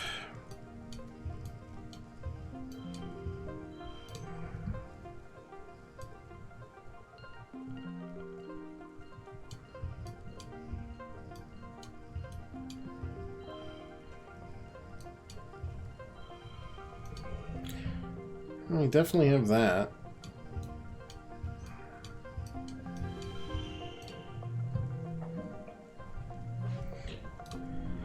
You break through the tree line, yelling your battle cry. Manticore looks up from terrorizing Tone and decides you could use a bit of terrorizing yourself. It roars, a deep, angry sound you can feel liquefy your guts. With literally nothing on you except the few rocks you could pick up from the clearing, you manage to piss off the ferocious Manticore enough that it decides to go after you instead. Maybe it just thinks it'll pick off the smaller, more tender prey before coming back for the main course. Either way, it leaps off of Uncle Tone and starts towards you. As you're about to engage with it in the most one-sided battle of your own life, you smell the crackle of ozone and the Manticore howls in pain. Uncle Tonin. It must have distracted the Manticore long enough to get to his plas rifle. Manticore turns and flees, and you run over to Uncle Tonin's side. Solonisai, he gasps. I don't know why you're out here, but I'm glad to see you. Together you manage to limp him back to the gates. He'll be fine after an afternoon in the medbed, which is a relief, but you'll be even more relieved when you don't get in trouble for sneaking out. Don't know what you told your mother, but it was a miracle you weren't grounded. For life! We got an achievement for that, so, that seems pretty good. Tonin has come to your corners to personally thank you for saving him from the Manticore. Ever since he returned, Tammy's barely let him out of her sight.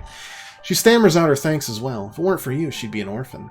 We both owe you a great debt. I'm stepping down as Chief Surveyor, Uncle Tonin says. I think it's about time I take up a job inside the colony walls. I wasn't built for life outside a ship, I think. Someone like Utopia has the youthful reflexes to stay safe out there in the jungle. She'll do great out there as the new Chief Surveyor. For that matter, so would you, he continues. I know you weren't supposed to be out there, but I would have died if you weren't. That has to count for something. When Utopia offers you a spot in expeditions, you should take her up on it. You'd have done the same. Tammy presents you with a basket of cookies. She's written thank you on each one in flowery writing. Tonan holds his hand up, brushing you off. It was important to me, he says. Because of you, I'll be around to see my little girl grow up.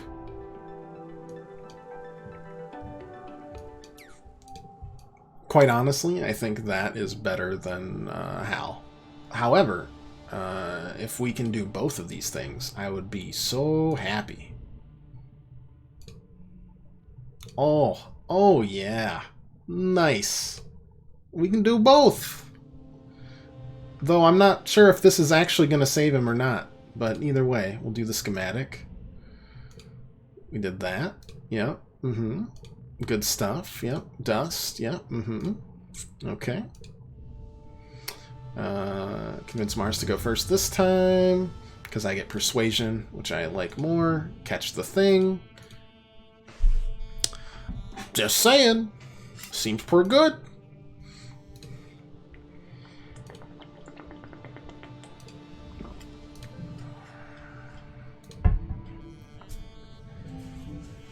But I guess we'll see. We didn't get an achievement for that, so I don't know if he's truly saved yet, or anything, really. I think that would be better than a straight, right? No, I was right. Quiet glow. Nothing happens during glow, and then an alert flashes on Holopalm. Crash, not drill. Stay in the greenhouses. Wait for us in the crash. Alright, we're going to go to engineering. And also, we're going to hope that we don't need to be unstressed here. Someone's in danger in engineering. A horrible premonition. You blink and shake your head, but the feeling persists. You don't know what compels you to go to engineering. It's nowhere near the walls, and the corridors are quiet as you approach. You burst into the classroom to find Professor Hal cornered by a small chittering thing. It's moving too fast to tell what it is. Every time Hal tries to get around it to flee, it climbs up the walls and keeps jumping at him. He's fending it off with a tablet, but he's getting tired. As you watch, the thing leaps at his throat and tears out a chunk of him. Hal screams in pain and crumples to the ground. You must gasp, because the thing turns to you and lunges. 47 is not great.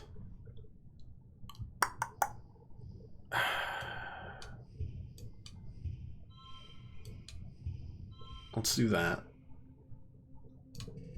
That's a pretty good one.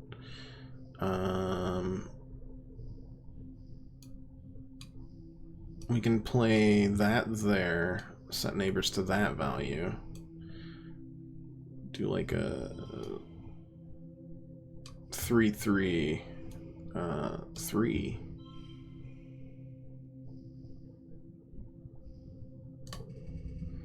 That just means 11, which is more than enough.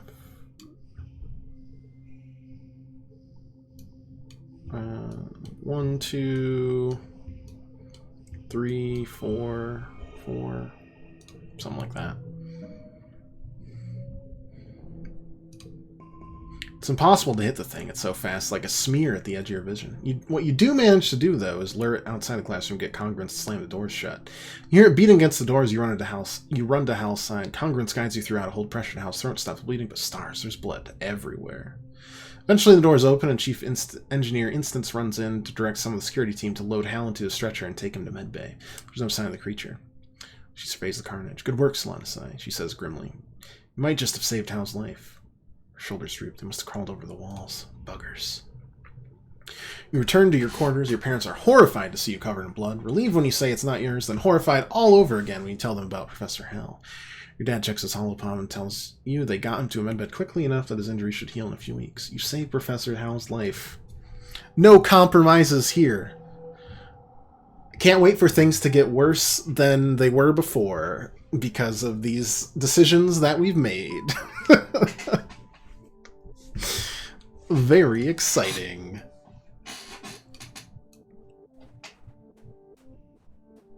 It's cool though. That'll give us a lot fresh look at everything. Though we're not gonna be doing much here. Oh yeah, we got 99 out of 100 stress, which means we can study humanities. Or babysit. I have a present for you. Hello, Solana. Tammy bounds over to you. Presents you with a gift. It's wrapped in homemade wrapping paper, scribbled with hearts and flowers. Open it, she says, bouncing on her toes. Wonder how it'll mess with Zap? I wonder as well. You open the gift, pull out a handmade doll. Its lumpy, misshapen face gazes at you from a patchy nest of yarn hair. It's a doll. Her name is Dolly. Yeah, I'm a big fan of Dolly myself, so thank you. Tammy says proudly. I've made them for all the kids I babysit. You told me once your favorite toys are dolls, so I thought you might. That's true, I did say that. Give it a hug when you're feeling scared. I will accept her gift. Great, that does not look like a doll. You said it was. That's not a doll, but we'll accept it gracefully. Graciously. Next one, this last time. Worked really hard on it. I am sure you did. Anyways, to the babysitting lounge. Hello, Solana. Sweetheart, I'm happy you've come back to help. You know this place well. The creche, part preschool, part all-day daycare. Practically grew up here. Cared for communally when your parents work their shifts. A few kids even live in the creche full-time. In a way, antecedent, aka Auntie Seton, is every kid's mom. The smell of craft glue and clean blankets give you a calming sense memory of all the happy time you spent here with your friends. Tammy's here too, one of the toddlers cocked out against her chest. She looks comically petite carrying such a large kiddo, but she seems to be at ease here in a way you don't usually see. Gonna babysit too? She asks in an excited stage whisper. You'll love it. Suddenly a wild bundle of hair and pink overalls runs straight into you, nearly knocking you over. Almost more kitten than kid. The child grabs your leg, stares up at you with unblinking green eyes. Watch that one, Auntie Seton warns. You remember Nougat? She's turned out to be quite the handful. Why don't you start off by getting her down for a nap? Let's play a game, because that's the only thing I can think of that would tire her out. Sports ball, she shouts and pulls an extra bouncy inflatable ball from a cubby hole. Show Nougat how to bounce it on your head and bounce it gently up and down. Of course, when she tries, she bops it with such force it flies across the room. She chases after it, clapping excitedly. Nougat makes a beeline for some older kids who are playing with a Creato-bot. She charges in to pick up the bot and hug it, causing it to flay and whirl and knock both her and itself over. You've stressed me out. I can't believe you'd do this. By the time you get to the scene of the crime, there are tears, and other kids are upset about their broken bot. Commotion attracts the attention of Antecedent, who swoops in with hugs and tissues. Within minutes, she has it under control. Oops, she says, hauling Nougat up on her head with ease. Just a little mix-up. Don't worry, everyone. Solana will get that bot fixed in a jiffy. She winks at you with a warm smile. Do you see my brain? I've got one reasoning and 0 engineering. But I appreciate your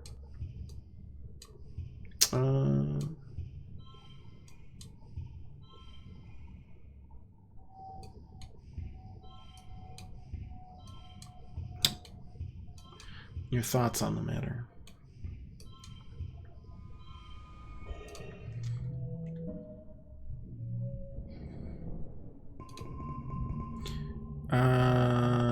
Alright, another nightmare about the faceless. It's my birthday, 12 years old. The Photophenor, I think I actually want this time, because we'll actually use it.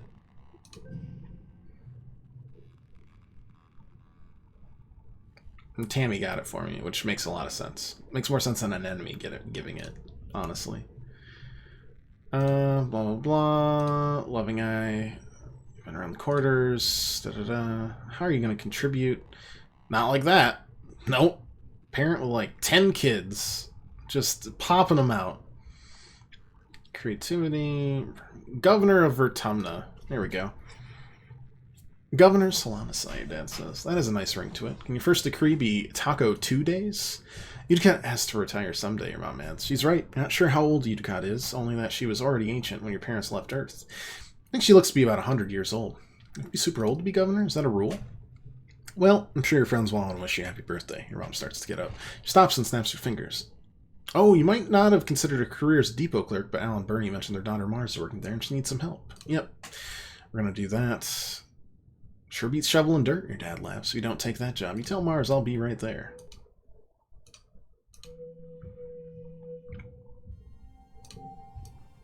Will do. Happy birthday. I got you this. Annual birthday hug. Let's go. It's another cake. And I'll share it with Tammy, and then she'll pull out the exact same cake. Every time. Need some time off. That's true. You're on your way. Command, Supply Depot.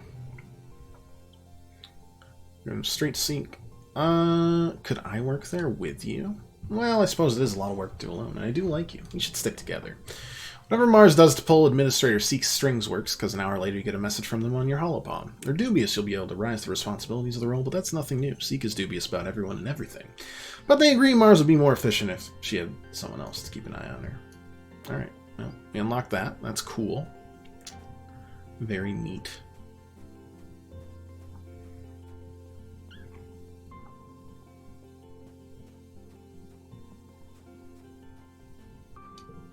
Those autosaves are generous, by the way. I'm very happy about it. Relax in the lounge.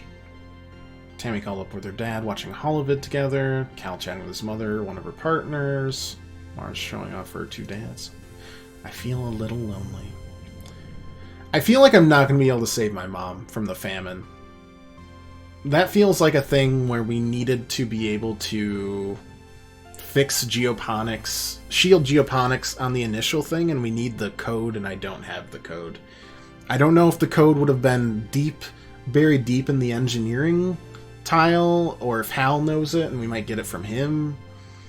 I don't know. We're learning. Honestly, both of these are pretty good right now. But I kind of want to see if we can do like a monocolor deck and not have it blow up in our face, so let's do that.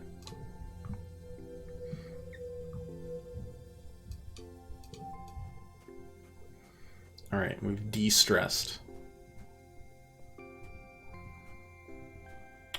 Now let's work in the depot with Mars. What does that give us? Organizing and persuasion. That makes sense. Seek rolls their eyes when they see you report to the depot for your first day as a clerk. Oh, it's you. They deadpan. Well, at least you might learn something useful while you're here. Depot is where the precious nano printer lives. Seek lords over it like a tyrant, and they don't like children. They load the depot module on their holopalm, walk you through the process. People submit requisitions for the nano printer through this portal. They explain. It's your job to program the correct routine into the nanoprinter to fulfill their order, then you mark it as available for delivery or pickup, depending on if we have a delivery person available. Seek grumbles, and we almost never do. With that perfunctory explanation, Seek leaves you to figure out what to do on your own. It's okay for the first hour or so, because no one puts in a requisition at all. It's pretty early. Maybe everyone's still asleep. Let's clean and organize the depot. There's not a lot to organize. You don't store a lot of stuff here, except for things people need all the time, like toothpaste. Find a bucket and start to mop the floors the old-fashioned way, because there's nothing wrong with taking pride in your work.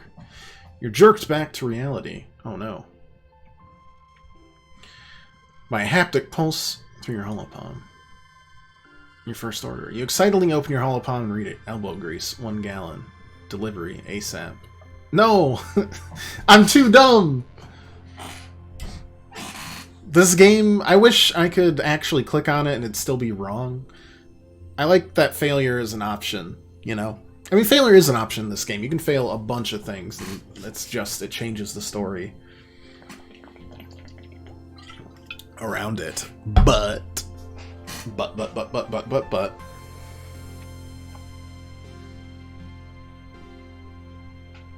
I wish it was like a really stupid answer that I could give. Anyways, let's fill that requisition.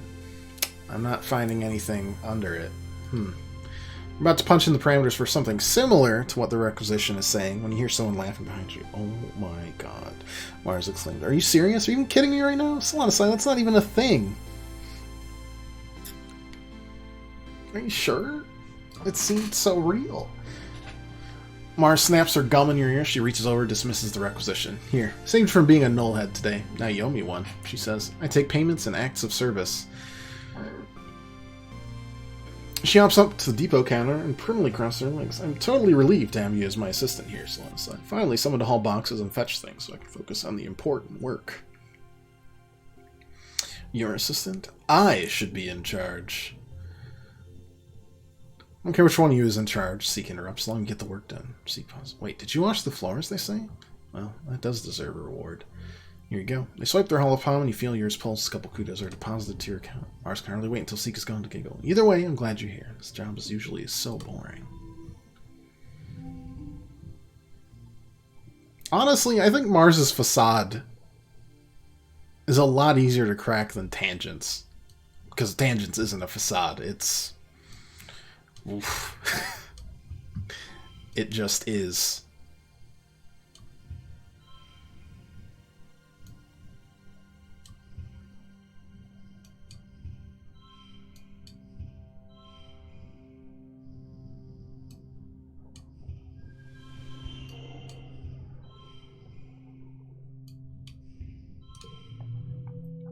Oh, that's the best we could do.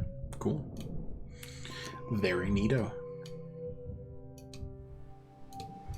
Early pollen. Father, you there having a hay fever attack?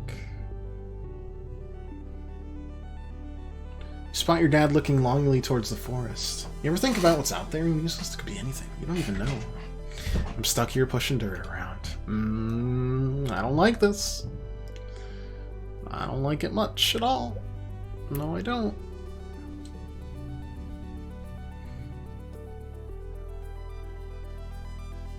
Just scrolling through a novel on his holopalm, completely checked out the world around him. He startles when he taps shoulder. Jeez, Solana sigh. Grumbles, just turn to close his novel and catch a few lines about a dragon before the screen disappears. I see. Do you like wood? Nope. Okay. Someone else has gotta like the wood.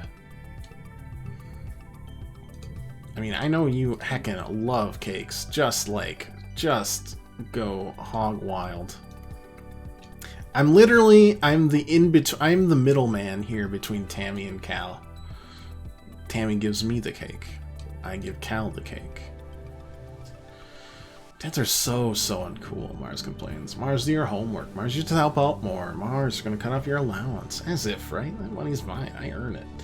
Toss of her hair over her shoulder, she seems above it all entirely. Doing what? Do you even have to ask? My presence enlivens this dreary colony. I'm their beloved daughter. They owe me. That's great. Anyways, here I have a crystal cluster. You're welcome.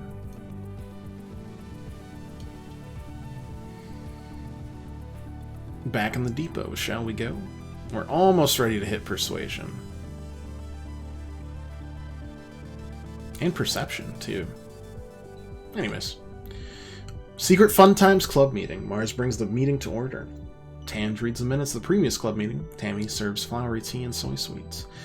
First order of business that I'm instituting a new rule, Mars says, then clears her throat. Rule 5. All members of the SFC must wear uniforms to all club meetings. She taps her holopalm, shows you her uniform idea. Black pants and dark blue shirts with high necklines billowing at the cuffs. She definitely designed them according to her own taste.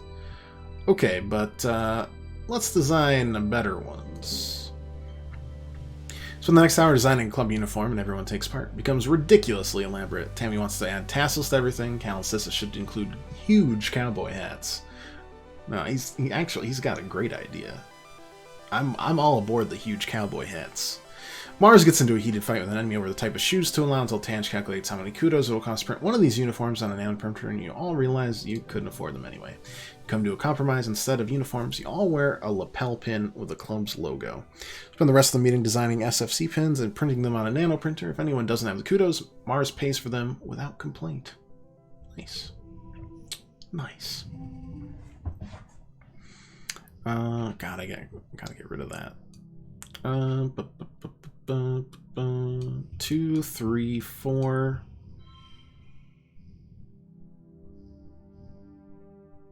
4. 2, 3, 4, 4, 4. 4, 4, 4. That's gotta be the max, right? Yeah, that was great.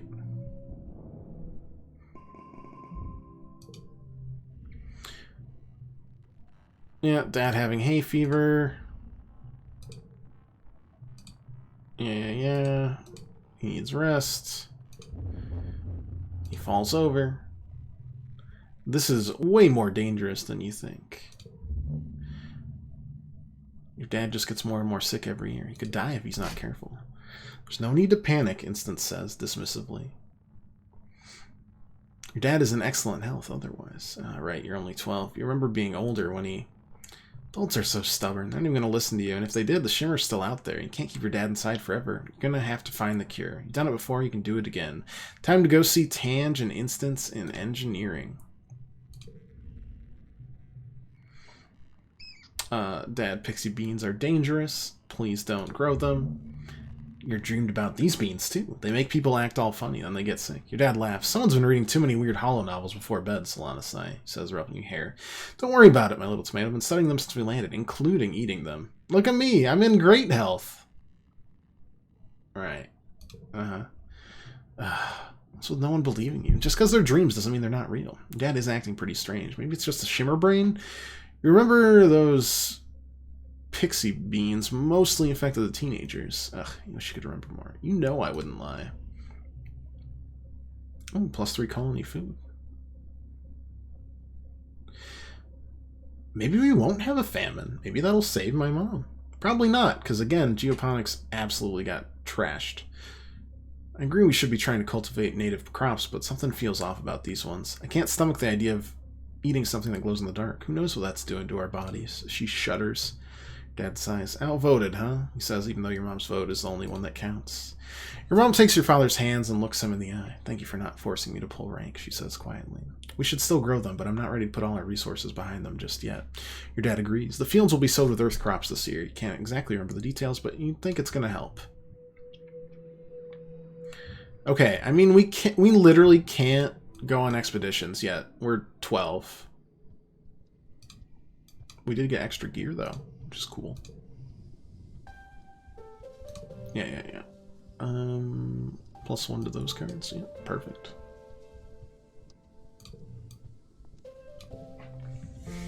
And furthermore, your attitude towards your elders in general is entirely disrespectful. Find Utica delivering a scathing reprimand to Mars, who's doing her level best to look like she'd rather be anywhere else. You speak out of turn, you question the council's decisions. If you disagree with an order, you simply do not do it. I could go on. Do you need me to go on? Mars scowls. No, she replies. I honestly thought better of you, Marzipan. Utica clicks her tongue. You have the sort of natural leadership ability I remember from when I was a girl many years ago. Mars doesn't roll her eyes, but you get the sense it's a close call.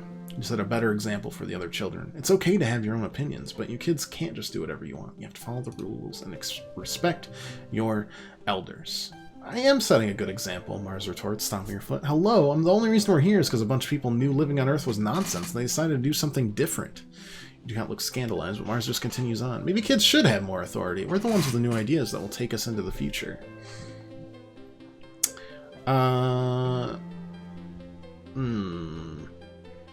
The politically correct option to try to weasel into the good graces, or the let's overthrow the government option? I mean, let's overthrow the government a little bit. Just a little. As a treat. See? Mars insists. Everyone agrees with me. You might be on Vertona, but your ancient old brain is still stuck back on Earth. Takes a deep breath and for a moment seems much older. Governor Utica. We need higher walls and more aggressive farmland clearing, and we need it now. Are we here to stay on this planet, or will we just sit around until the jungle swallows us back up?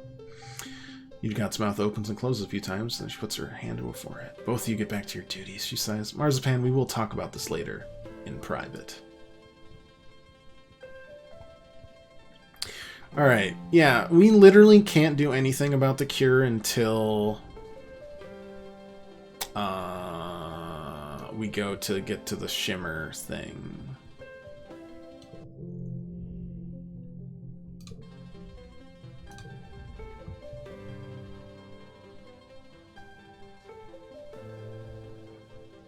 How can I help? Researching the shimmer, saliva samples for me and my father.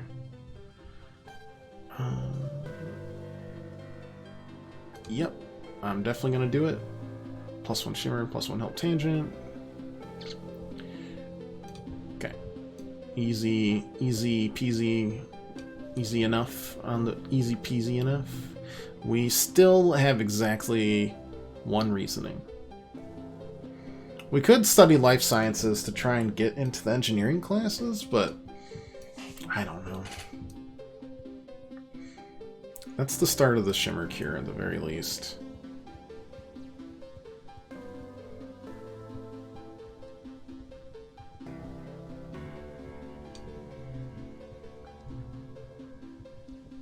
Creativity and bravery, really.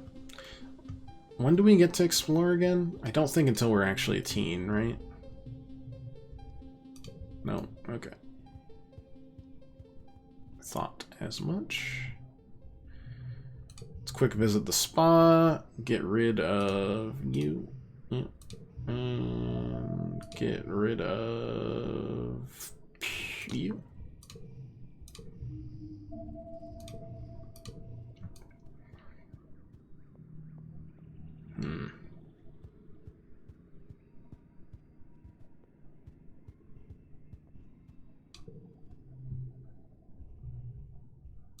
Let's practice photo fenor. It's part flute, part paintbrush. Point the end of the fenor in the direction you want to paint, blow into the other end, it makes sound and draws holograms in midair.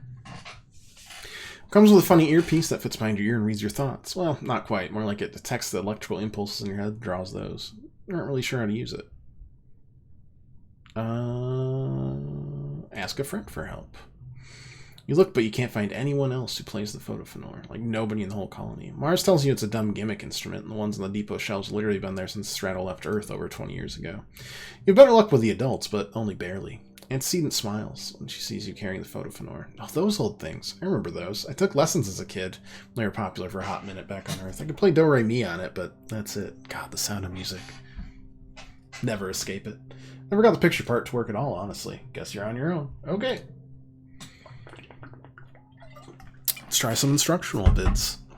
Great masters, or at least the people sitting in these teaching vids, who you notice are just sitting in their bedrooms like you, can read a whole animated scene, a lake, trees, a boat, a person on a boat fishing. You watch as the holographic image reels in something big and the gigantic fish jumps up and stalls the boat with dramatic music to match. You can do this no problem. Honk!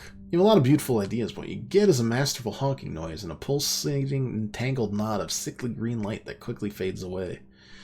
At this rate, you'll never be good as the masters. That's discouraging. Let's figure it out for ourselves. It's different for every person. Figuring out how to play it is a personal experience. You let your instincts guide you. Yoshu is as simple as thinking tree and it paints a tree, or even blue and it paints blue. No, for you it's more like, when you think about food, it paints lots of round bubble shapes, and if you think about something that makes you angry, it draws orange squiggles. Mostly your phonar pictures have a lot of purple lines that dance around it. I guess that's your personal style. Okay. Actually, once you stop worrying about being good and just think about how it feels, it actually starts to feel fun.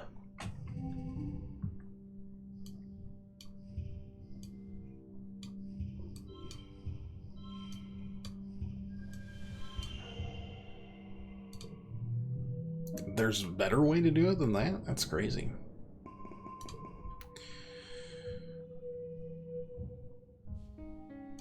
White pollen, new perk. What do we get? Creativity, shop close, new cards on the depot. Okay. Not gonna worry about my pops just yet. But good lord, keeping them both alive is gonna be a stressful time. What do we want next? Persuasion?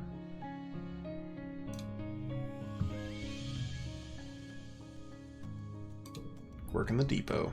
Mars insisted on being the one who talks to people and takes requisitions while you work hidden in the back, loading packages on the conveyor belt.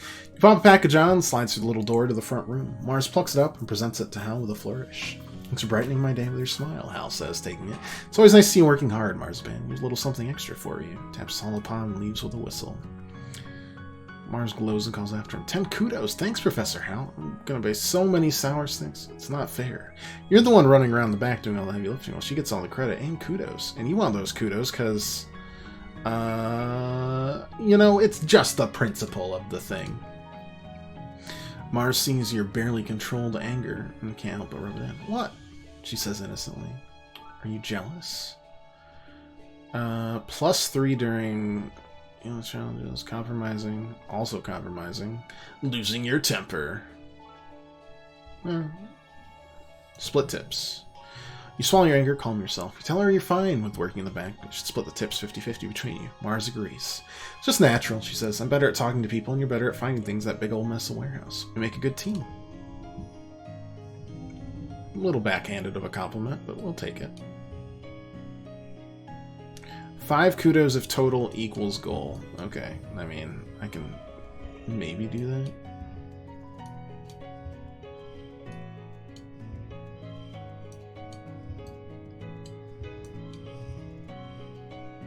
There we go.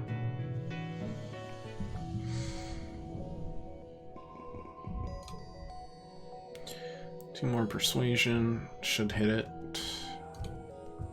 Early Dust, which means Vertumnalia is next. Oh, we got a flower, which means I think we know Tammy's... This will be one of Tammy's things that she likes, I assume. Just gonna mend my pants for me. Okay, there we go. Yeah, alright. Loves flowers. Got it. An enemy has tagged me. That's okay. Here, have some wood. It's your birthday. We'll pretend I remembered that. One more to get persuasion up to where we want it to be at. Probably. Mars calls the meeting of the Secret Fun Times Club together. She declares it's time to put the secret part of the SFC into effect. You're going to play spies. First of all, the adults know something about the attacks in Glow they're not telling us. Mars asserts. There's a council meeting starting soon, just down the hall. We're going to investigate. Enemy crosses her arms. Not going to do it, she says. I didn't sign up for any Get in Trouble club. It's insulting to think that adults are hiding information from us, Tange points out. If there's something dangerous out there, we should all know. Tammy wrings her hands, worried at the very idea. Yeah, if something's making the animals attack us, maybe we can help figure it out. That way we don't have to hurt the animals. Tange rolls her eyes. I definitely want to be a spy. Okay, whoever wants to come, follow me and stay quiet. You, Tange, and Cal join her. Tange, Cal, and Mars creep down the hall towards the council room. It's still empty. Good. Mars pulls a small crystal object out of her palm and shows it to you. Out of her pocket. Sort of resembles your holopalm. It's 3D camera, like the kind they used to record holovids. Solasai's going to hide it in the council room. Why me? Because I don't want to get in trouble. Okay. Mars nudges you forward. Three of them giggle and scurry back to their club room. You're on your own. Pretend to be cleaning. Grab a static mop from a panel on the wall and vigorously wipe the floor as you enter the empty council room. You work your way over to a potted antler fern and drop the crystal in the pot while pretending to dust it. Success. You casually make your way back out of the room and rejoin the others. Mars beams at you. Good work, Solasai. Now, starting. The four of you watch the feed on your holopalm as the council members enter the room. They start with some formalities, not all that different from how Mars starts your club meetings. Antecedent gives the first report on domestic matters. We almost finished construction on the next phase of the living area, she says. Other than that, we're doing well. Instance gives the report from engineering. We've researched their electrical bugs the children discovered had been chewing through the wiring. Even in great numbers, they provide far too little energy to make them a viable alternative energy source. However, power efficiency is up across the board due to our efforts in exterminating them. Nothing report from geoponics. We're struggling to introduce vegetables to Vertumna soil, but early observations look promising. Our efforts to cultivate native plants are going well. Udicott gives your mother full endorsement. Working on a strategy for dealing with the next Xeno attack, says Rhett. Utopia cuts in. On that note, there's still the matter of our scanners picking up that broadcast, but only in glow season, she says. That has to be connected to the attack somehow. We should investigate now, she said, standing up and putting her hands on the table. Udicott shakes her head. We need everyone near the colony during glow. It's dangerous to go recklessly off into the wilderness when the animals are so agitated. I won't be responsible for endangering more colonists, Udicott continues. If something is out there during glow, I want to try and investigate it when things are more calm. Utopia is so good at existing.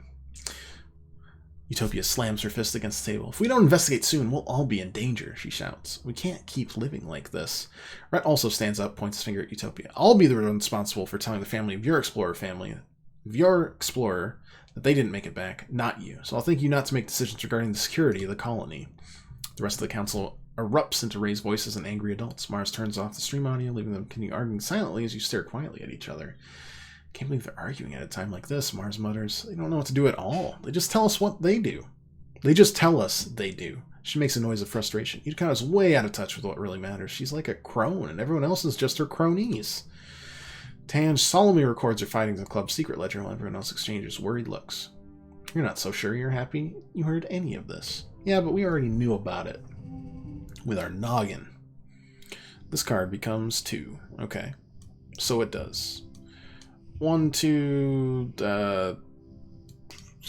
frickin'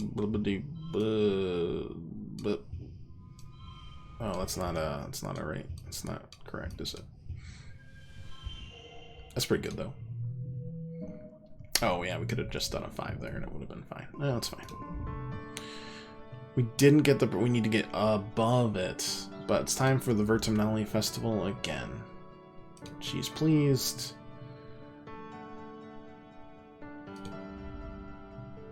Utopia represents expeditions. Thank you, Melatonin, for your years of service as head of expeditions. Utopia's been ready for this since we landed. I'll be staying back to work on the comms from here, so I'm always a call away if you need me. Tonin gives Utopia's shoulder a squeeze. On the rest of the council...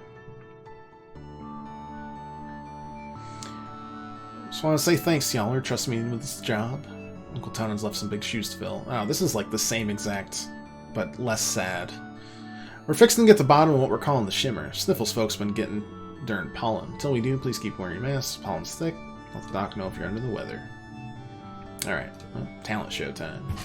Mars has been studying Dis's technique after being embarrassed by his comedy impressions last year. Her routine this time is more like a celebrity roast, only celebrity target is Dis, and he's not in on the joke.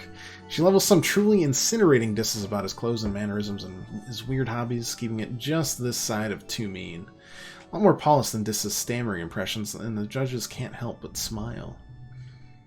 When it's Dis's turn, he's so embarrassed that he stumbles through the whole routine. A series of knock-knock jokes that get less funny as time drags on and end up running off stage before finishing. That's very sad. Well, we definitely learned how to play the photo. We're an expert with the photo phenor.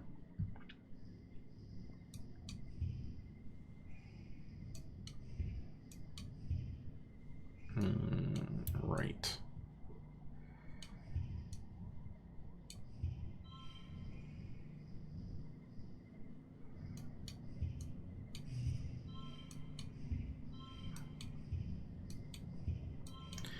I'd rather just do that.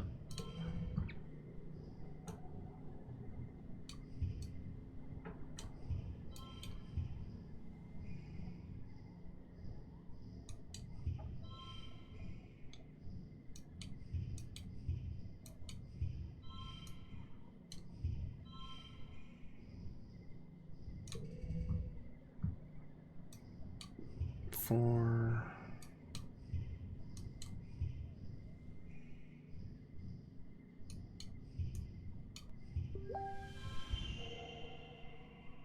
I think we can actually do better there, right? Yeah, cool. Your skill at photo phenor is well appreciated by the crowd, who are moved to tears by the emotional depth of your playing. You win as voted by audience applause. Mars shrugs and shakes your hand. She wasn't really interested in winning anyway. She just wanted to get back at Diz for last year's performance. Great. That's pretty mean. Kids are brutal.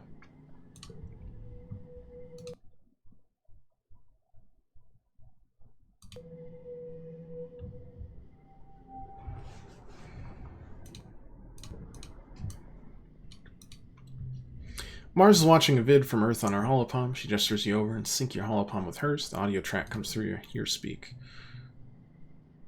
Mars knows every word. Beside you, she recites dialogue perfectly along with the actors. Since the day we met, I devoted my life to finding you. I searched every train station, every coffee shop, every museum and park for you, she says. My every waking thought was only of you. Her voice goes higher. And I dreamed of you, she says. Every night my heart called tears in the dark. I never hoped to dream I would find you again.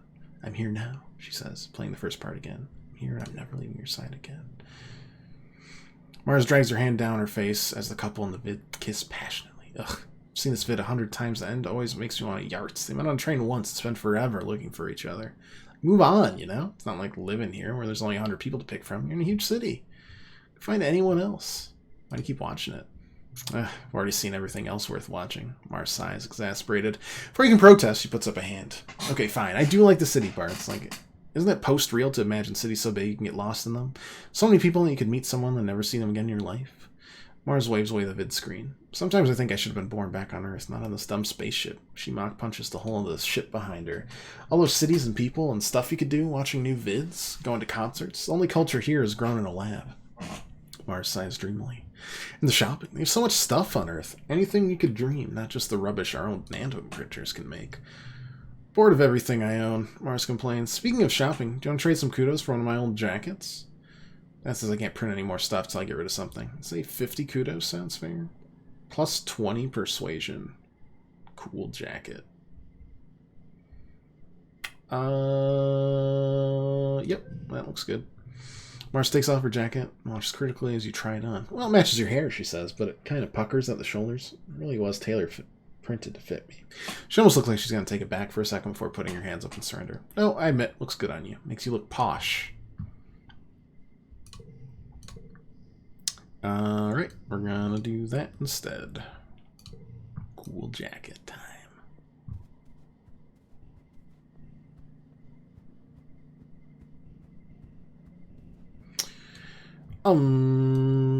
Are we just gonna keep on going until we hit that persuasion bonus? Probably. She's going through a hollow novel behind the desk when Tangent comes in. She pauses, looks uncomfortable when she sees you and Mars looking at her, and quickly disappears into the shelves. You and Mars shrug. A few minutes later, Tangent comes up to the counter and drops a fistful of candy. She sifts from foot to foot as you ring her up, jostling up and down and rubbing her stomach. I also need something from behind the counter, she says quietly. Some medicine. Ask her what she needs, and she mumbles the name. You can't hear her. Can you repeat that? She mumbles it again a little louder. Sorry, what? Stars, I need fart pills, okay? Stupid alien bacteria and all the weird native food makes my stomach upset. Oh my god. Mars laughs. You have blue gut? Really? Tange the Perfect has blue farts. Tange crosses her arms, looks miserable. Give Mars a questioning look. Blue gut, Mars says. You know, like when you keep farting all this, like, blue dusty stuff? Mars leans over the counter to get a better look at Tangent's backside. Oh no, white was not the best color to wear today, Tangent. Your butt's as blue as Solana-sized hair. Mars cackles as Tangent anxiously cranes her neck to look at her rear. Liar. Tangent mumbles, not beating your eyes. Just give me the pills, please. I want to talk about my stupid body. I'm sensitive and nice. Didn't like it. That sounds about right. Tangent's even more miserable.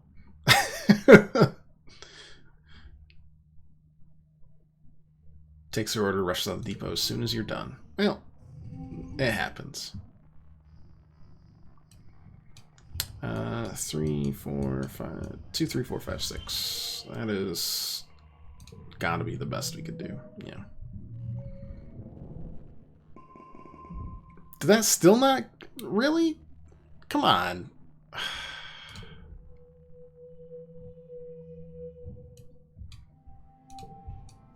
Brutal. I'm just trying to become a persuasive person.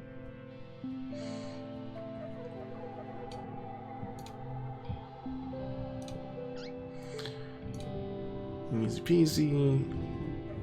8.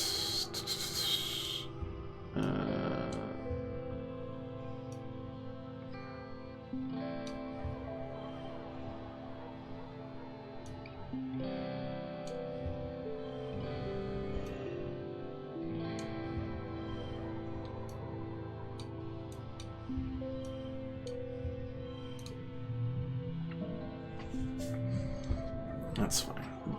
That's gotta... Come on, man! It's fun because we just don't get stressed at all.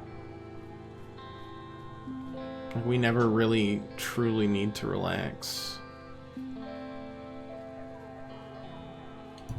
For better or worse.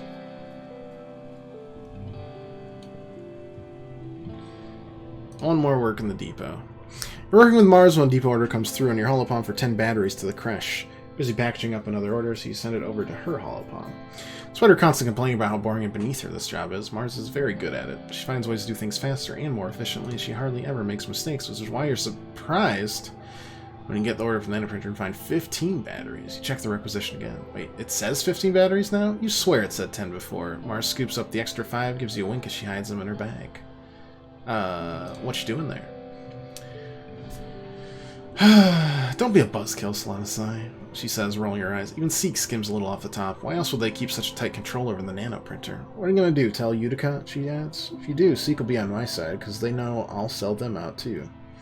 Your word against both of ours. It's not even for me, it's for the Secret Fun Times Club, which is a secret, so it's not like I can send an actual requisition for this stuff. I don't know if cooking the books here is a great idea. What does that give me? An emoji proji. Wow. Wait, that's actually pretty cool. Just gives me plus 10 to all yellow skills. Plus 2 to challenges.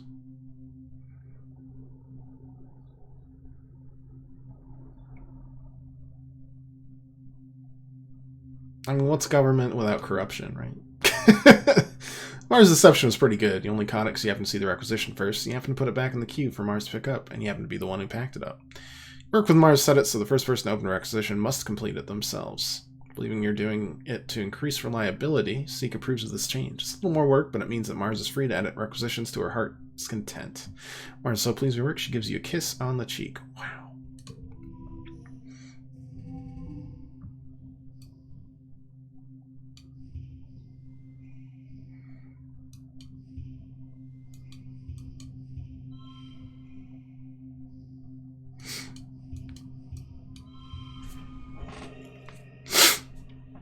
Spoken like a true American. Hey, I'm calling it like I sees it, alright? Does that give me my persuasion? Nice. God, I hope that wasn't too loud. I'm so sorry.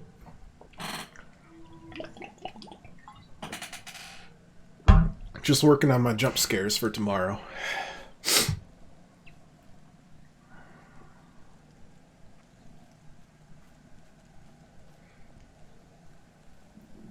Alright, yeah, we're just, like, not stressed out, dude. Practice some more photo phenor with creativity. We could do some babysitting. Let's do some babysitting. You wage an endless war against certain aromas in the creche. No matter how much you clean and disinfect, there's always the faint smell of glue, dirty diapers, and grungy kid bodies. Nice.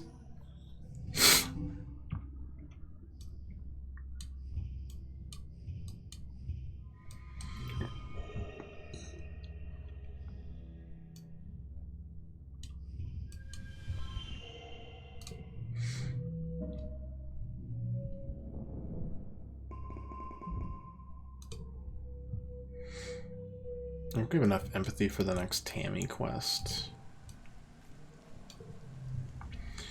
Tammy is waiting at the door of the lounge and cheerfully thrusts a stack of lovingly wrapped tiffins into your hands. They're still warm, special delivery, fresh from the kitchens. Eat up! Tammy has sculpted the rice to look like a rabbit, complete with little seeds for the eyes. Random act of kindness. I want to do something nice for Mars, Tammy says, fiddling with the hem of her dress, but I don't know what she wants. I don't know what. She just nanoprints whatever she needs. I know. Why don't we ask Antecedent to help us put on a spa day for her? Antecedent had a whole cabinet of nice-smelling lotion, soap, and scented candles. She lets you choose a few of each. Reserves one of the private lounge anterooms for you. Sure, Mars can buy her own lotions, but what she can't buy is the loving servitude of her friends. You help Tammy primp and pamper Mars. She's surprised and a little humbled by the attention, gives you both a genuine hug and thanks. Tammy has good instincts. She always knows what people secretly need, and Mars needed to have something nice given to her instead of having to demand it. That's nice. I think we've got enough organized. Yeah, we can talk to my mom now. That's pretty cool. Mom. I will tell you what I learned today. Well, you haven't really been to school for a while, even engineering, but you tell your mom about some paperwork you had to deal with. You're pretty good at organization, so it was easy. Do you even know why we call it paperwork? Your mom laughs. It's true. It's not like you're sorting actual paper. Back on Earth, we used to have paper to... never mind. Good for you having your your head together. Nice save, Mom. I think I actually can do the next part, too. You've been so busy lately, the only way you're able to get all your work done is to multitask. Studying while you're eating, brushing your teeth in the shower, listening to hollow novels or you're about to fall asleep. You have to double up everything. Kind of expect your mom to just tell you to take it easy, but she just laughs, claps you on the back. You're my kid, all right, she says. Just much damn work, not enough hours in the day. I know how you feel. Okay.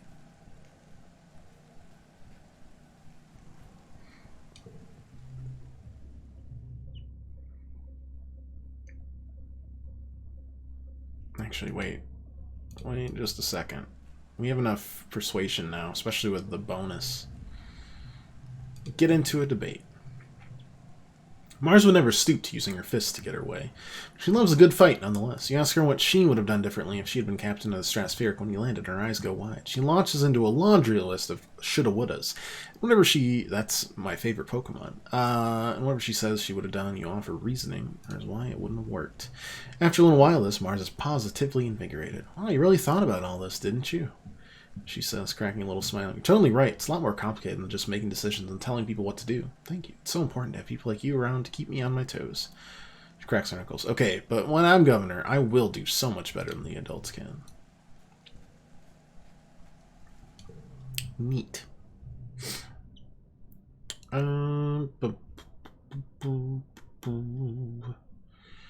Creativity.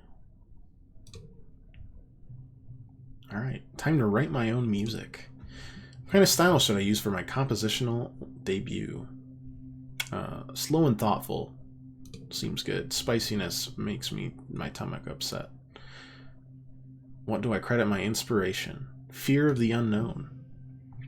Vertumna, the wormhole, space itself. There's so much you don't know. You sit down to compose your great work. You have a rudimentary grasp on notation, preferring a more instinctive, spiritual approach to music, but slowly something begins to come together. Eventually you have, well, it's a piece of music at least. It's not quite as miraculous as what the experts can produce, but it's not bad either. Solidly middle of the road. You play it for anyone to listen, always get polite applause and encouragement to keep practicing.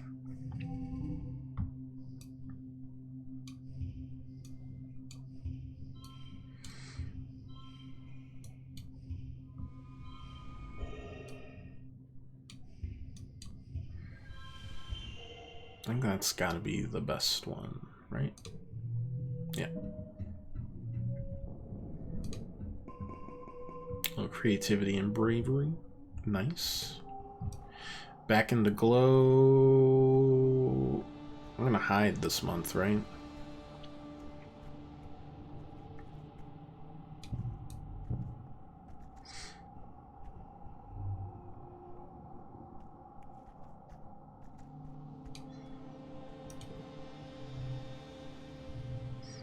Should I plot myself through some life sciences for reasoning to get engineering classes just in case?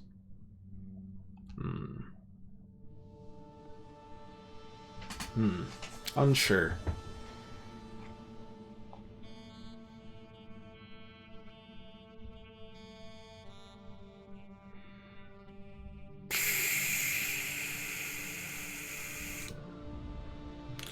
Yep, wet sciences, we've seen that before. Oh, biolab, there we go. Studying the shimmer. Honestly, this might be all we needed. It's a fungus. It's really neat, actually. More like ultra creepifying.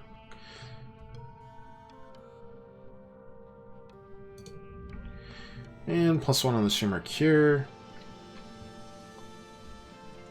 Where can I find a sample? Valley of Vertigo. Yeah, okay. Chief Vincent's been hard at work, along with Tangent, trying to find a cure for shimmer disease. You come to realize you remember how to cure the shimmer. You can't tell them it comes from your dreams, but you know the cause of the nightmares. You know the cause from nightmares of fungal topiaries, and you know the cure. You think you do, anyway. Let's subtly guide them to the cure. You nudge the research in the right direction. Due to what looks like a series of happy accidents, you achieve a breakthrough in a matter of weeks that would have taken years. Let's go! I don't need to explore! Outside is gross! Sunlight.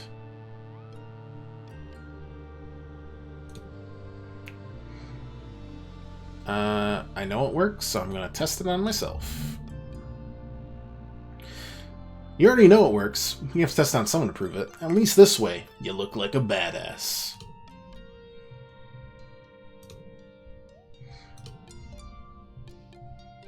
Treatment was a success. We have cured the shimmer.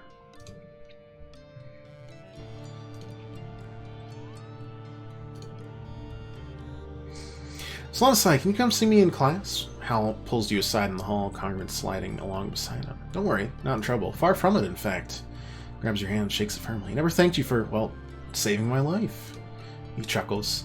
Hal and I are very grateful for your bravery, though you should have been in the crash. Just this once, it's good you disobeyed orders. Do they find the thing that attacked you? No, but Congruence filled the engineering wing with sulfuryl fluoride for a few days, fumigated the place. Hopefully that got it, whatever it was. Good thing you were helping me in the classroom when the attack started, right? Hal winks. He laughs and leans back on his against his desk, inadvertently sitting on something that pops. Gives us a shower of acrid-smelling sparks. Whoops! Danger looks everywhere, Solana. Keep your head on a swivel. Yeah, that wasn't too bad.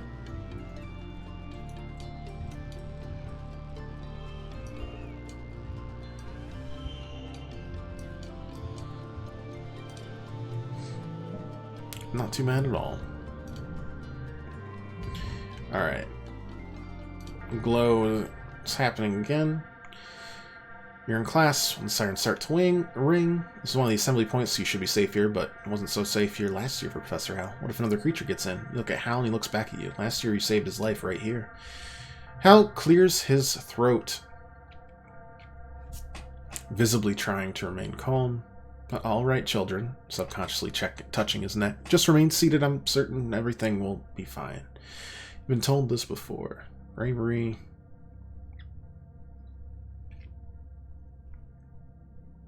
We're just going to stay put, right? You, Tange, Mars, and the other kids try to stay calm. Hal tells everyone to get under the big tables together. Some nervous laughter as kids bump into each other, and he reads from a textbook on Earth history to try to distract everyone. His voice shakes as he fumbles over a passage about Mesopotamia. It's more upsetting than helpful. Mars grabs your hand. When you look at her, she looks away pointedly. We'll take it seriously. Nothing you can do, so you're trying to apply yourself to reading the chapter you've been assigned. You struggle with it, your mind racing.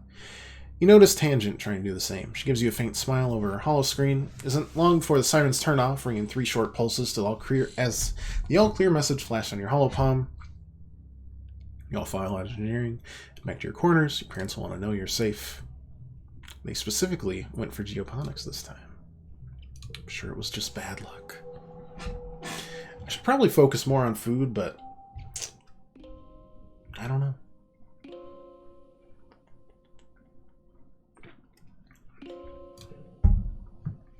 Alright, bathroom time. We'll be back.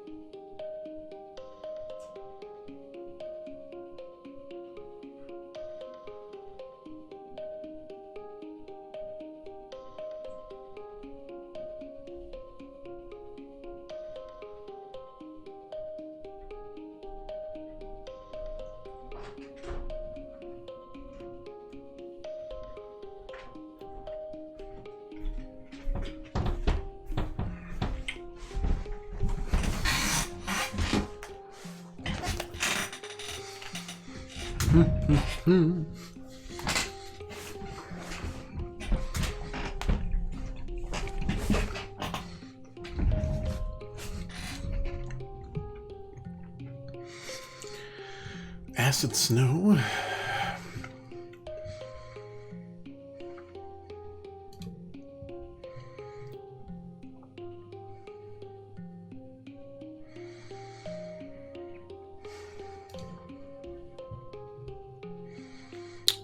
She's not gonna like me telling her that you and her brother are much alike.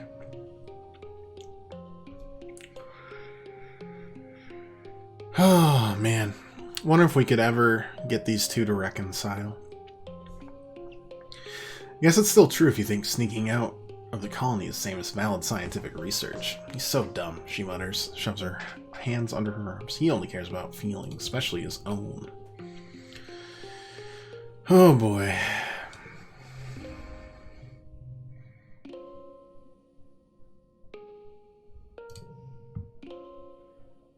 Have some, wait, would you like that, maybe? Nope. That's okay. I know you like the roots, though.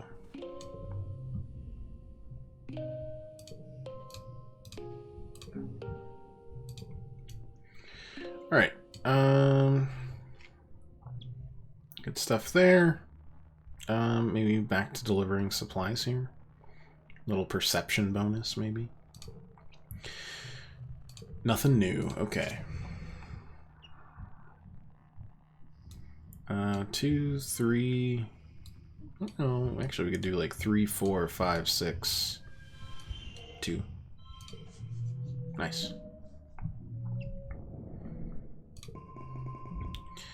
Birthday time, but they're gonna be fighting about how I'm a teenager.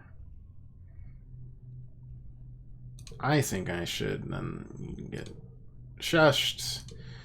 Responsibility. I can take care of myself. You point out that you saved Tammy's dad while sneaking out. Yeah, that's true. Expedition positions have been opened up. Well, okay. Explore nearby has been opened up, which just means it's the legal version of sneaking out. But still, good enough. Dad's comparing some plant samples. Sorry your mom and I were arguing on your birthday. I was really upset. I know, I'm sorry, Gooseberry. You're in the depot's up now. Go get yourself a piece of candy or something on me. Well, I talked it out. We're both really putting everything into the farm right now. It's making us kind of snappy. You don't have to worry about it, okay? Au contraire, mon frere. Alright, birthday cake from Tammy. Birthday hug from Tammy. Life is good. Share it with Tammy. Then, as the middleman, I immediately go to Cal and say, hey, here's some cake. Easy peasy. Oh. And then he... Anti-Tyra. Yeah. Okay, da-da-da. He really loves his mom. Who doesn't?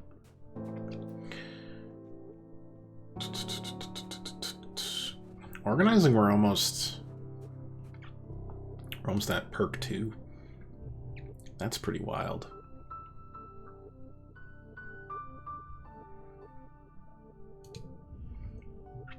You're charged with delivering a special package from Seek to Instance. The wrapping is so fancy. Seek must have nanoprinted the pretty handkerchief and ribbon especially for this package. Can't help but stare, but Seek snaps at you to mind your own business and get to work. Yikes. Alright. Touchy much? Tange laughs when she sees you in engineering holding Seek's gift. Again, she says, rolling her eyes. Trying to hand her the package, but she looks at it like it's a stick of dynamite. Oh no. I don't want any part of this. Just go through those doors, give it to Instance if you want to ruin everybody's day. I kind of do want to ruin everyone's day.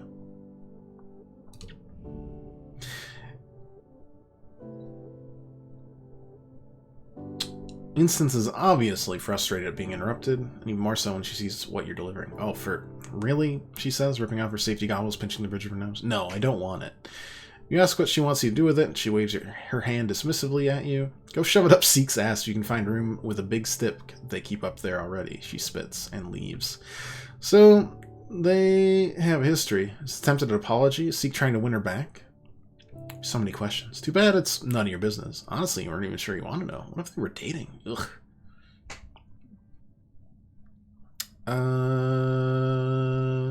Yep, it was gone.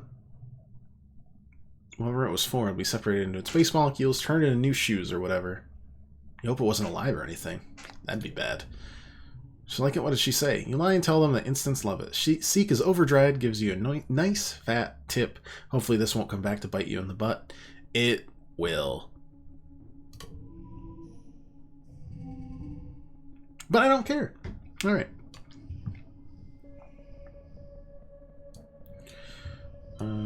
2, 3, 4, 5. Yeah.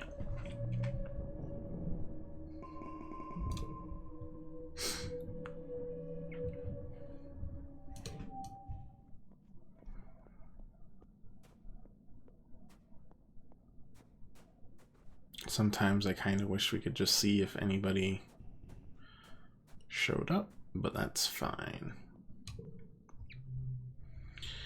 One more supply delivery for perception and for organization, both of which make a lot of sense.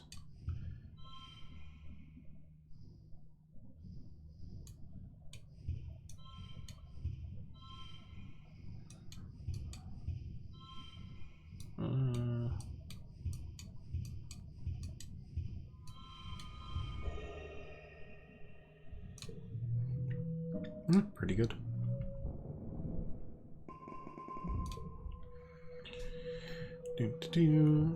Second organization perk gives us draw an extra card. Okay, sure. Why not? Perception's at, what is perception at? 29. Yeah, we're not there yet.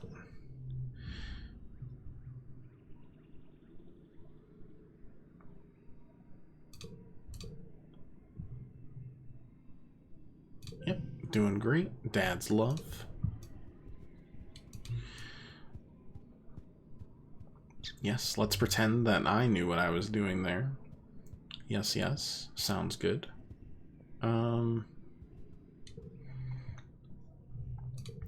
Quick visit the spa. Get rid of these goobers. I don't have it in me to get rid of that just yet, but next we gotta get rid of stuff like this. We want to go like monoculture here. Which is ironic considering that's a bad idea, but that's fine. Empathy, creativity, sure. Kitchen duties. Oh, that's a lot earlier than we had kitchen duties before. Let's volunteer. But somebody around here is responsible enough to put in their share of work. Says loudly to the others in the room. Everyone ignores her, shifting awkwardly. No one wants to disappoint their auntie. Antecedent gestures towards the nearby cafeteria and tells us to come by next week so she can show you the ropes.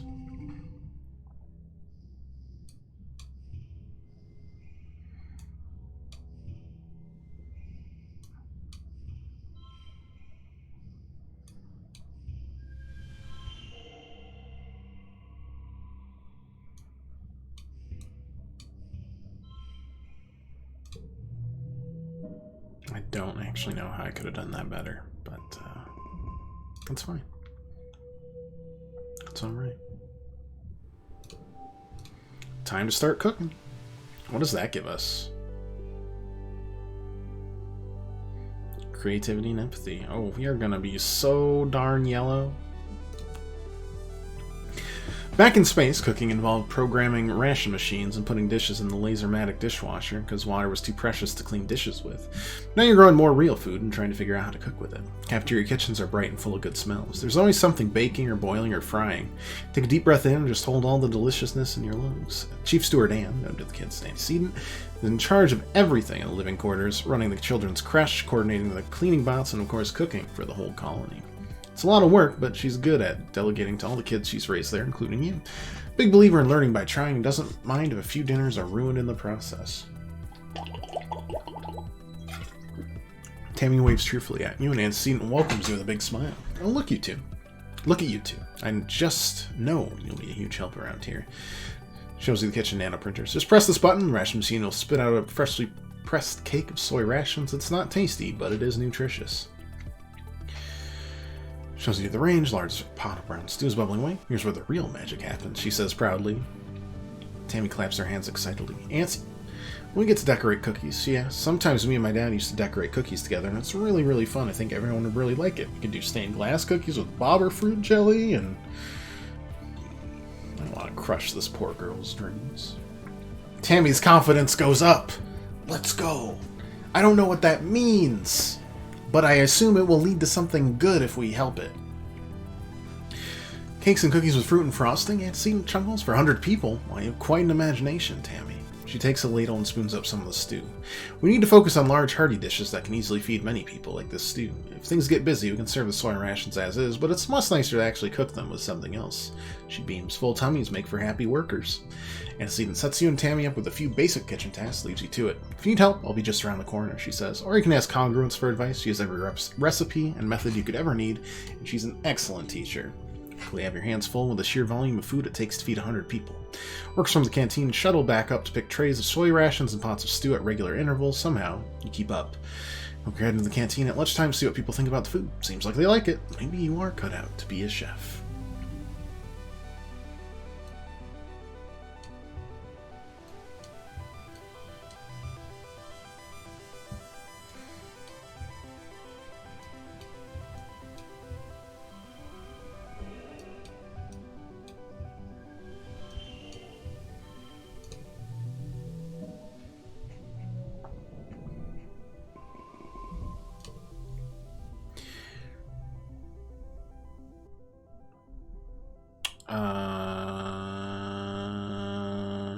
Which part of the present? Like a doll down there. The other mess. We've done this before. Oh no. I've gained my hormones.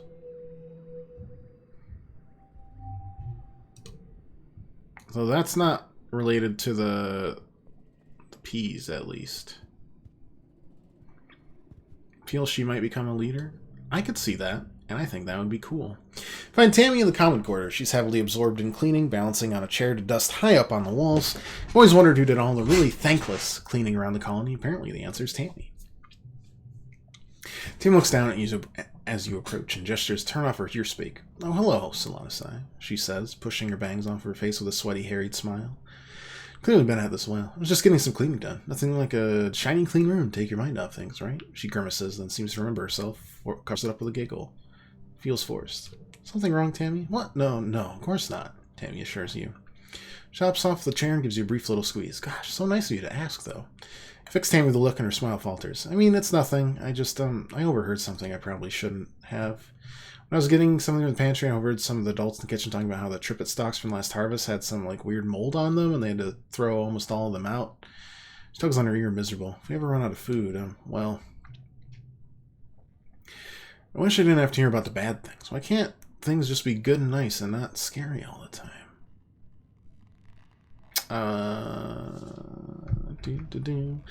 It's time to go to our just-in-case file. I don't want to do anything there. You wouldn't last a minute out there. Real-life monsters all want us dead. We're too bad harvest from starvation. Okay. I've... the intrusive thoughts won for a second. We're fine.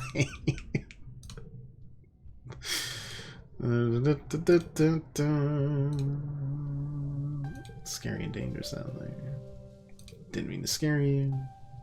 I just like looking at the different options. Sorry, it went a little doomsdayer there. Grown-ups have things under control. Yep, there's nothing I can do about it anyway. Not as smart as Tangent, as strong as an enemy, but that's okay, because I'm really good at cooking and cleaning, taking care of the babies, and doing all the other things colonies keep running. I just want things to be nice and normal, Tammy blurts out. Wish people knew I can hear them when they talk about scary things. Tammy sniffles and gives you a brave smile. Thanks for listening, Slanis. I'm gonna go back to cleaning now, okay? Leave Tammy in the common area, continuing to avoid thinking about her fears through stress cleaning.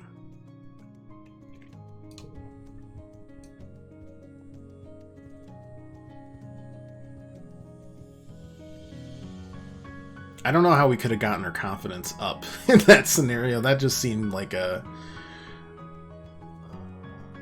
no-win situation.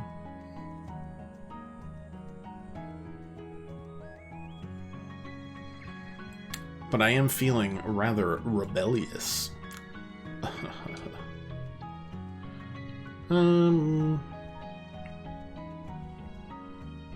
I've almost stressed myself out to the max.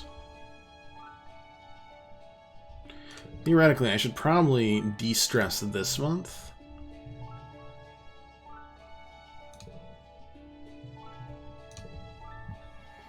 And then get some stress relieved once we get to the festival there.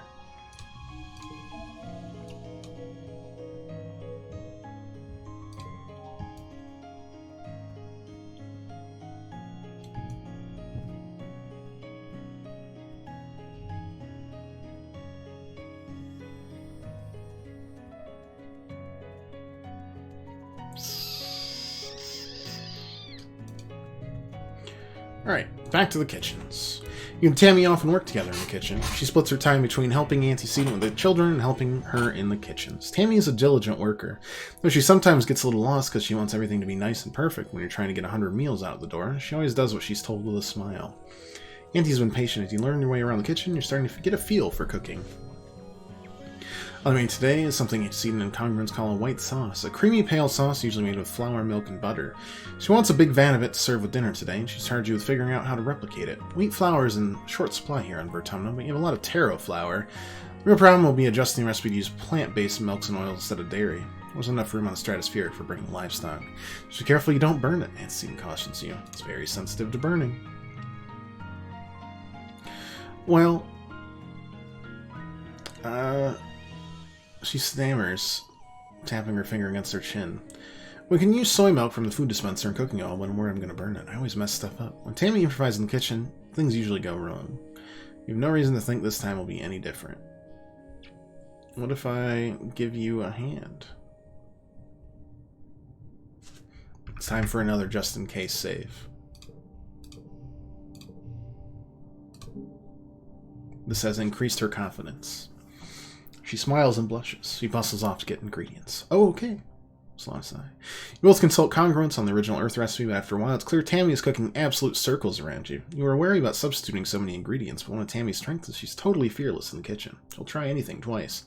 She hums and sways from foot to foot. She stirs the sauce completely at ease. An hour later, Tammy's a small portion of prototype sauce to taste. Because of the taro flour, the white sauce is actually more of a faint purple. It's a pretty color, especially on Tammy, who has it flecked across her apron and up her tied back hair. She looks proud and a little worried. What do you think? You dip the back of the spoon in the sauce, give it a try. It's good, like really good. Your surprise must show on your face because Tammy laughs with relief. Oh, I'm so glad, she says, clasping her hand in front of her chest. Thought we did okay, but I wasn't sure. I'll make a huge pot of it right away. Thanks for your help. Your lilac sauce causes a huge stir at dinner, but doesn't feel right taking any of the credit. Tammy did most of the work. She deserves to feel the pride you feel radiating off of her from the other side of the lunch line.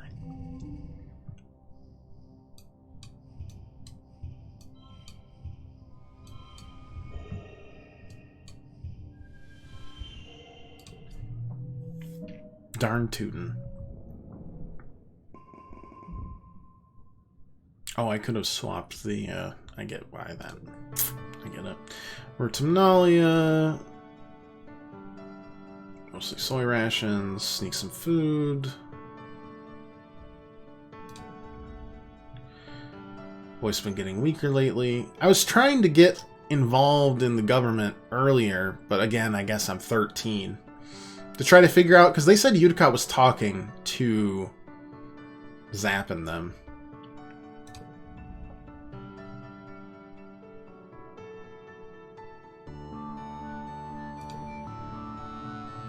Either way, it's talent showtime. This is Mars and your competitors, as always. This is up first, stomps on stage wearing a silly top hat and cape, waving a magic wand. He introduces himself as Dis, the Destroyer of Reality, and tells everyone to stop back because he's going to pull a hop-eye from his hat. Takes his hat off his head, and a very surprised hop-eye falls out and boings away into the crowd. Predictably, this upsets Dis, and he flees the stage in embarrassment. Mars takes the stage next and launches into an incredible lip-sync performance complete with holographic fireworks at the end, passing you as you go to take your place, sticks your nose in the air and wishes you luck following that. Everyone hates jugglers, so I'm just going to do a better version of what Mars did. Alright.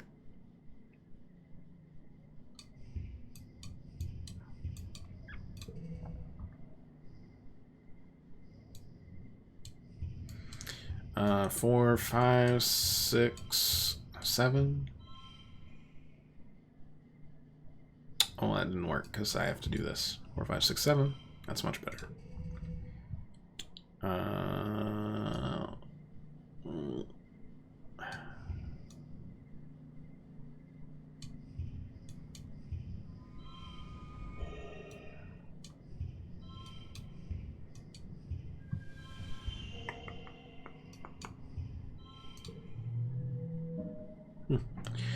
Alright. Mars isn't the only one who can rely on cheap tricks like hollow pyrotechnics to win over a crowd. Your performance includes fireworks and light effects and 6 holograms of yourself all doing a synchronized dance. It's a hit. You win by audience applause. Mars shakes your hand and thanks you for actually giving her a challenge this year. I've won every year. Every year. Feast is the usual. What have your parents been doing in geoponics this whole time? This sucks. Why are your parents like this? You sullenly shove your food around on your plate. Probably just hungry. Eat your dinner. I do feel better after eating. Darn.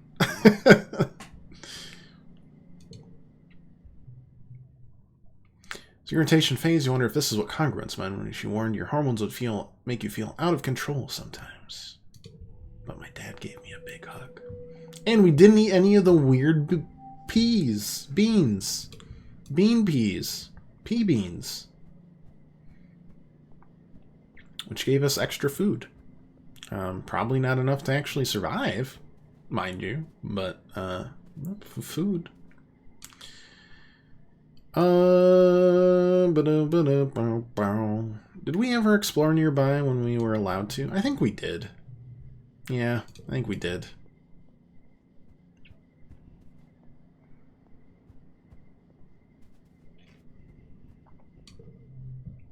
Let's try just messing around with perception. We're almost there. Mom asks you to deliver a crate of sad-looking carrots to the kitchens, where Antecedent will probably cook them into a thin soup or use them to sweeten rice porridge. Even though they're small and kind of gnarled, your stomach cramps up with hunger when you look at them. You haven't been eating well since the colony started rationing. You're hungry all the time. Tamia's working in the kitchen and accepts the delivery. Oh, neat, she exclaims. You can pretend carrots are something tasty if you make believe. She sings a little creche tune. If you're rumbling in your tummy and you haven't had a treat, just think about the lovely things that you would like to eat. Cake and pie and chocolate and even ice cream, too. Anything can be delicious and nutritious, too. I love silly songs. Try singing it when you feel hungry. Hungry. I don't think I'll steal food. I'll just, you know... You did great. I was hoping that would get a little more confidence, but that's fine. That's fine.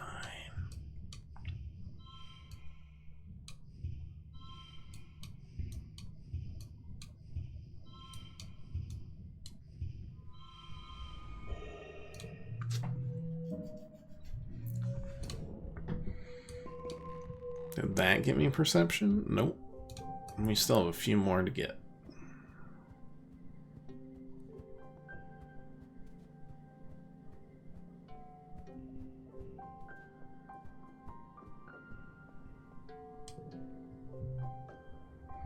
Well, let's keep delivering then.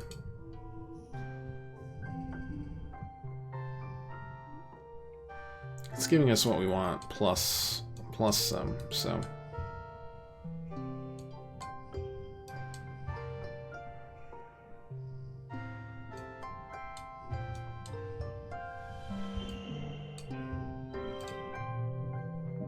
Not bad.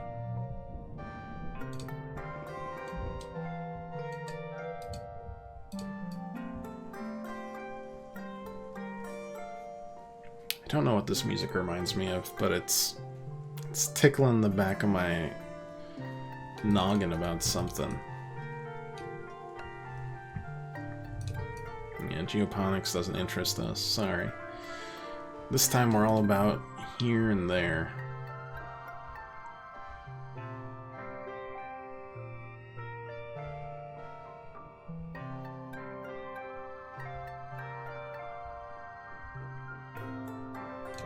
Back to the kitchens. Antecedent being weird about the food supply. Of course, because she's trying to show that it's all okay. Well, I'm guessing we did not get enough food. Just a guess. Stopping in to drop this on you.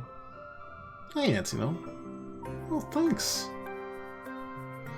I appreciate it. Thanks so much. I hope you're doing well. I try to drop in when I can on yours as well. Back to Fortnite? Hey. A-okay. I was really interested when you were doing, this might have been a little while ago, but Wild Arms was super cool to watch, because I've been interested in that a long time. But thanks so much for stopping by. I really appreciate it. I appreciate the subscription.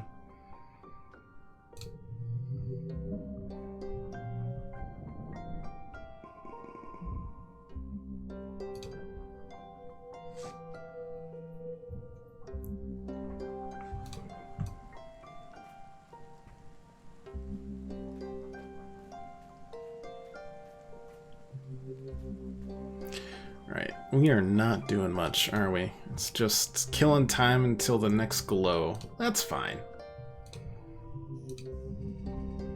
It was not a big deal. Alright, so this card becomes 2, so we do like a 1, 0, 1, 2, 3, 4. It's gotta be maxed. It's not. What's going on? And we might as well just do one more perception now.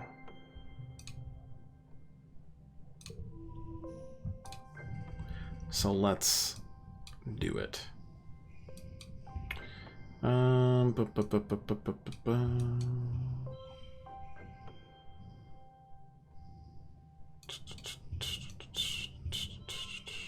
2, 3, 4, 6. I don't know, something like that. Yeah, it's not bad. Alright, we got our first perception perk as well. That's pretty nice. Higher collectibles, so. Or highlight collectibles. That makes more sense than higher collectibles. Unfortunately, I do think we're about to be,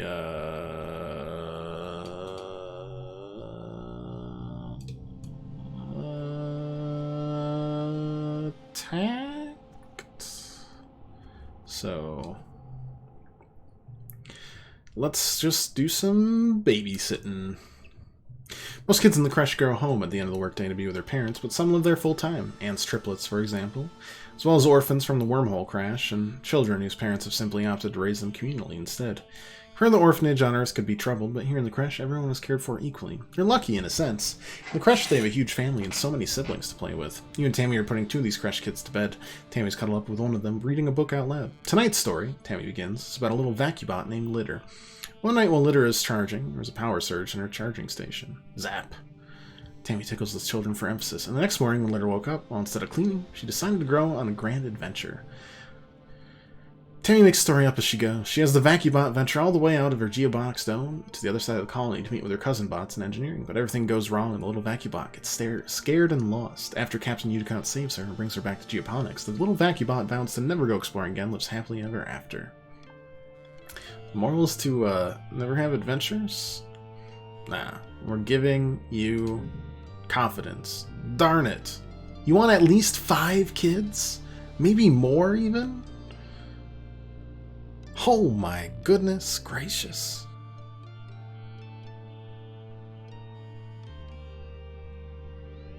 What's wrong with you? Why would you want this? That's too many. You know what, Cal? Good luck, chum. Goodness gracious. De-stress me. Please and thanks.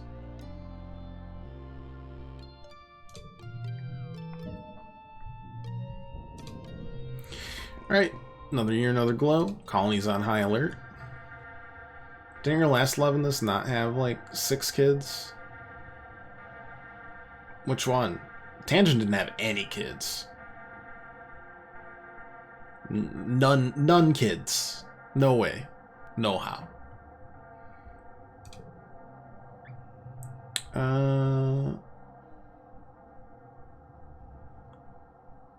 Oh, right. She, like, donated DNA to others. That's probably just for, like, biological... She'd been talking about... I mean, she was talking a little bit eugenics-y about, like, how we had to, like, cross-pollinate our DNA to keep the diversity in the colony from, like, converging on a weird mutation. So, yeah. Anyways, we're gonna go hide, because we did the opposite last time. We managed to push a trunk of gardening supplies across the door. They're automatic doors, so it won't stop them from opening, but it'll buy you a few more seconds to run away if something tries to come through. If they come through the door, he mutters. Cal looks up at the glass ceiling and walls. He shows you a good hiding spot. Together you curl up, trying not to make any noise. Just so nobody gets hurt, he mutters, hiding his face in his knees. After a while, the all-clear rings through the colony. You and Cal come out from your hiding place, creep back outside. In the distance, you see 2 of the largest fields have been torn up. Cal shoots you a worried look, and you go back to collecting glow-fies in silence. You watch your mom and dad survey the damage with grim, tight body language. Yep, they do have a plan. We have to tell people what we saw in geoponics. What happened to the fields? Yeah. But yes, you're technically correct, which, as we all know, is in fact the best kind. We did not befriend many folks here, did we? We also didn't get many cards comparatively. But hey, we worked on everything there. Didn't defense +0, food +0, 0 bonus force. Somehow didn't stress ourselves out. Oh hey, everyone's grown up a bit. Tammy looks worried. She's hugging herself and pacing around. Every now and then her attention turns sharply towards the east wall. You okay, Tammy? There's something out there, she says in a quiet voice. Lots of somethings outside the walls. I think they're far away, but I can hear them. What do they sound like? It's like squeaking. She struggles to describe the sound. Super high-pitched, like really long sounds. Metal or like a broken Robovac scraping along the floor, but there's hundreds of them. You shudder at the thought. My dad says he picked these ears as my augmentation to keep me safe, she sniffs, but all they do is make me scared. I hate my stupid ears. She bats at them with her fists. I think your ears are super cool. Really? You think so? Oh, I don't have any engineering skills. So lets you lean in for a good look at her enormous elf-like ears. You wonder what it must be like to have such sensitive hearing. Can she hear the grass growing? Can she hear your heartbeat? It's time to flirt. We've hit puberty. Thanks, Alana sigh. Do you imagine running your finger along the curve of her lovely ear, but stop yourself? Oh, God. Oh, please don't let my dad know I said I didn't like my ears. Tammy's such a caring girl. It's unfair she had to suffer her sensitive hearing, but so sweet she doesn't want to be a burden. Gives you a big warm hug, says she's going to head inside soon because it's nice and quiet in there. Leave her rubbing one of her ears thoughtfully. What's the more? What's the Tammy more?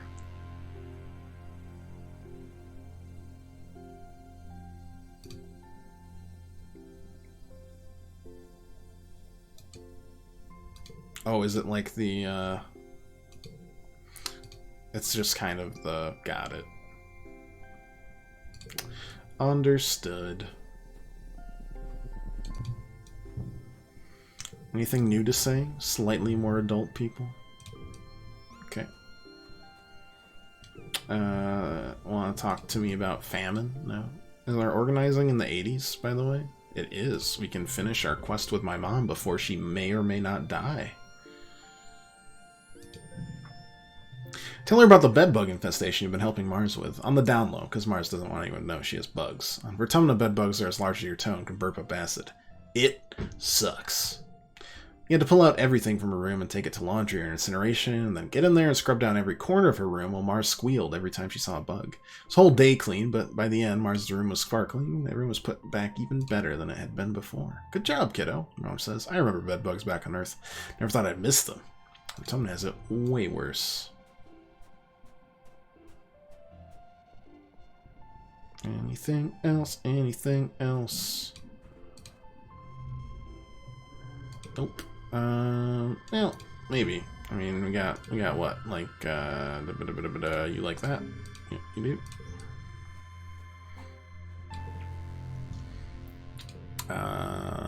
You like that as well.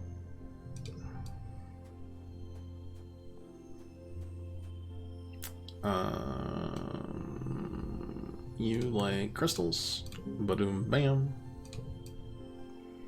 I think Nomi and Rex are also gonna be like the two friends we commit to when they get here. I was hoping we'd find more about Udicott, but it seems like we're rushing to the finish. I don't know if we're gonna be able to save Kombucha. I doubt we'll be able to save the governor. I think that's like a predetermined death, but we shall see. Visit the spa. I'm just gonna start. That's a great cure, but we don't need it. We're not blue dabba dee dabba die. Creativity and empathy? Might as well. We're getting close on both of those. It's hard to get persuasion. I don't know where we'd even get it from outside of the one we're getting each time we do deliveries. Tammy tries to concoct a cake using blep tea as flavoring. She says the people on Earth used to make cakes using bitter coffee, but you're not sure. Turns out okay, though. You don't think you tried if Tammy didn't ask. The adults are delighted to have a little snack to drink their tea with in the mornings.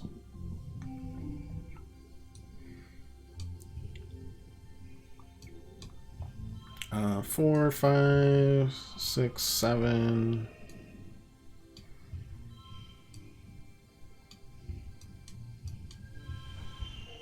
I mean, that's incredible stuff right there.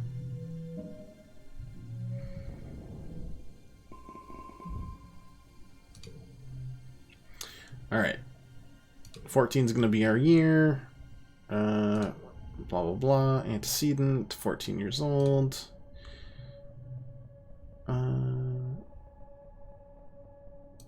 Thanks, antecedent. We've done that. 4. Great big hug. Enemies in the doorway. Happy birthday, bud. Way to get older. Menstruation cessation. I don't know why we got this again, but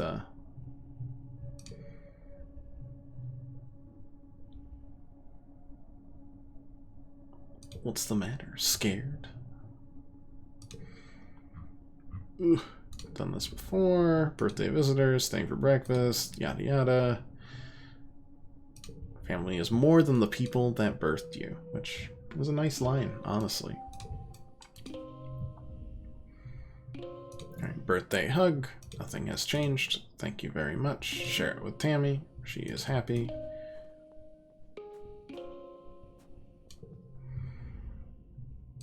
Cal, here's a cake. There you go, bud.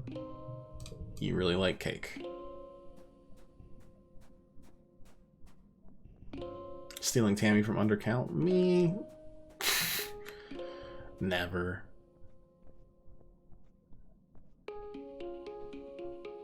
I've just got the gift of gab. What can I say? Not really, actually. That's the least of my social skills. Only because I have that 20 bonus, though, which is making it a lot easier.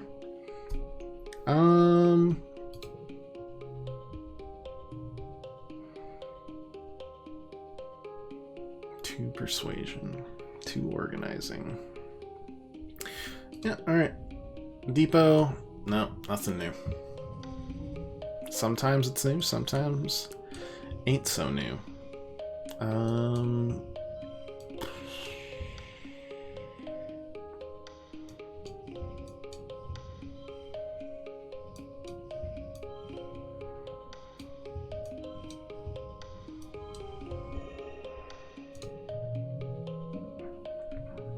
Seemed like it was fine either way.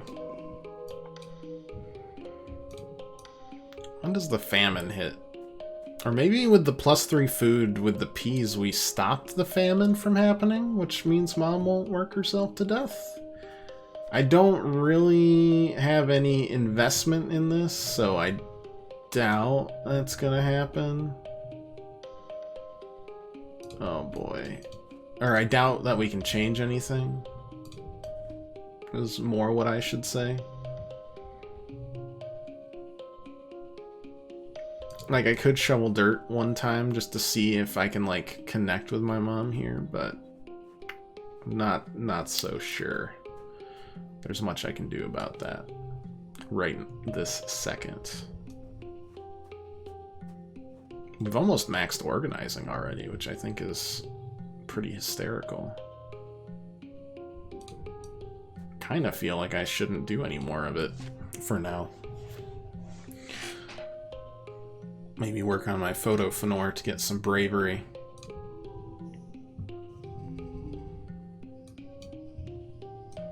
Four, 5, 6, 7, 9. Yep, that's how it works. Well, hit another creativity perk.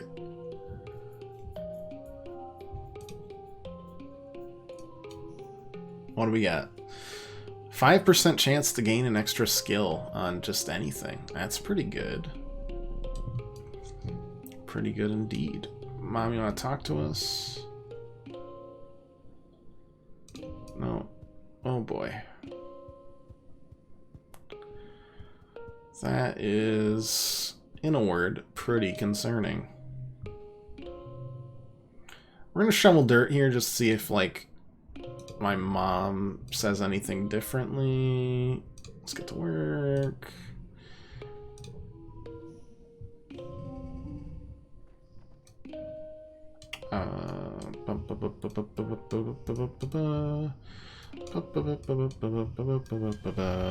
There we go.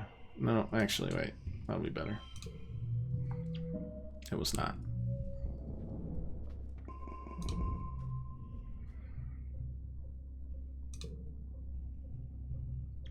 I already know about the famine. What? You do? How? Scramble explained they haven't exactly been subtle. The announcement inverts monotony, plus how stressed they've been. Our kid is more mature than I realize. I want you there. Sure. Yep. Okay. I don't think end of the year we're gonna run out of food.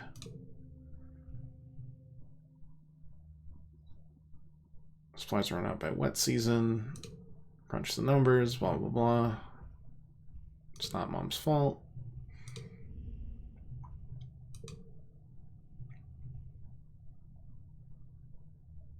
Need more hands. We can forage in the valley in expeditions. We've gained the status of starving. Okay. So, interestingly, the expedition... There was one thing that we grabbed from Expedition that would give us a little more food, but it didn't matter because we didn't do anything with it until after the halfway point. But I'm wondering if that's something we want to do before the end of the year and see if that changes anything. I don't know. Glad we got Perception before we got the bonus down. We'll stop here right before the big halfway point. I think we could probably rip through a second playthrough the next time we play this. It will be a bit of a break before you see this again, because we've got Resident Evil 4 Remake coming out, but we will still finish this playthrough, because I'm still enjoying it pretty thoroughly. We might even do a third playthrough, even quicker, where we just kind of rip through anything. I mean, we've already been ripping through anything that isn't... that's been, like, copy-pasted over, but... like a full rebellion, like... military goober. It'll probably be miserable, but entertaining? Not sure. Figure it out. Maybe we will, maybe we won't. But for now, we're on to spooky things for a bit. This has been a great game so far, but we're not done with it, so I won't wax poetic about it just yet. So, hey, thanks for watching. If you like to leave a follow or just come back, hang out any other time you want. We're back tomorrow. Can you get a review? Yes, definitely, eventually. It's hard to write a review about a game that's mostly about just, it's like a visual novel, but I'll do my best.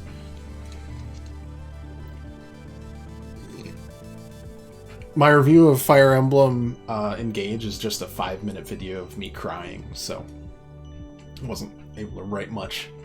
That was the whole script. I wrote it out, too. Anyways, back tomorrow. Same time as usual, 5 o'clock. Probably just till about 8. Not a big late stream. But we're going to try out Resident Evil 4 Remake. And I hope you are looking forward to that. We'll do that all next week as well. And at some point soon, we're going to finish Ace Attorney and start up a new weekend stream, as voted on by you guys. But that's next time. And until then, thanks a bunch, and toodles.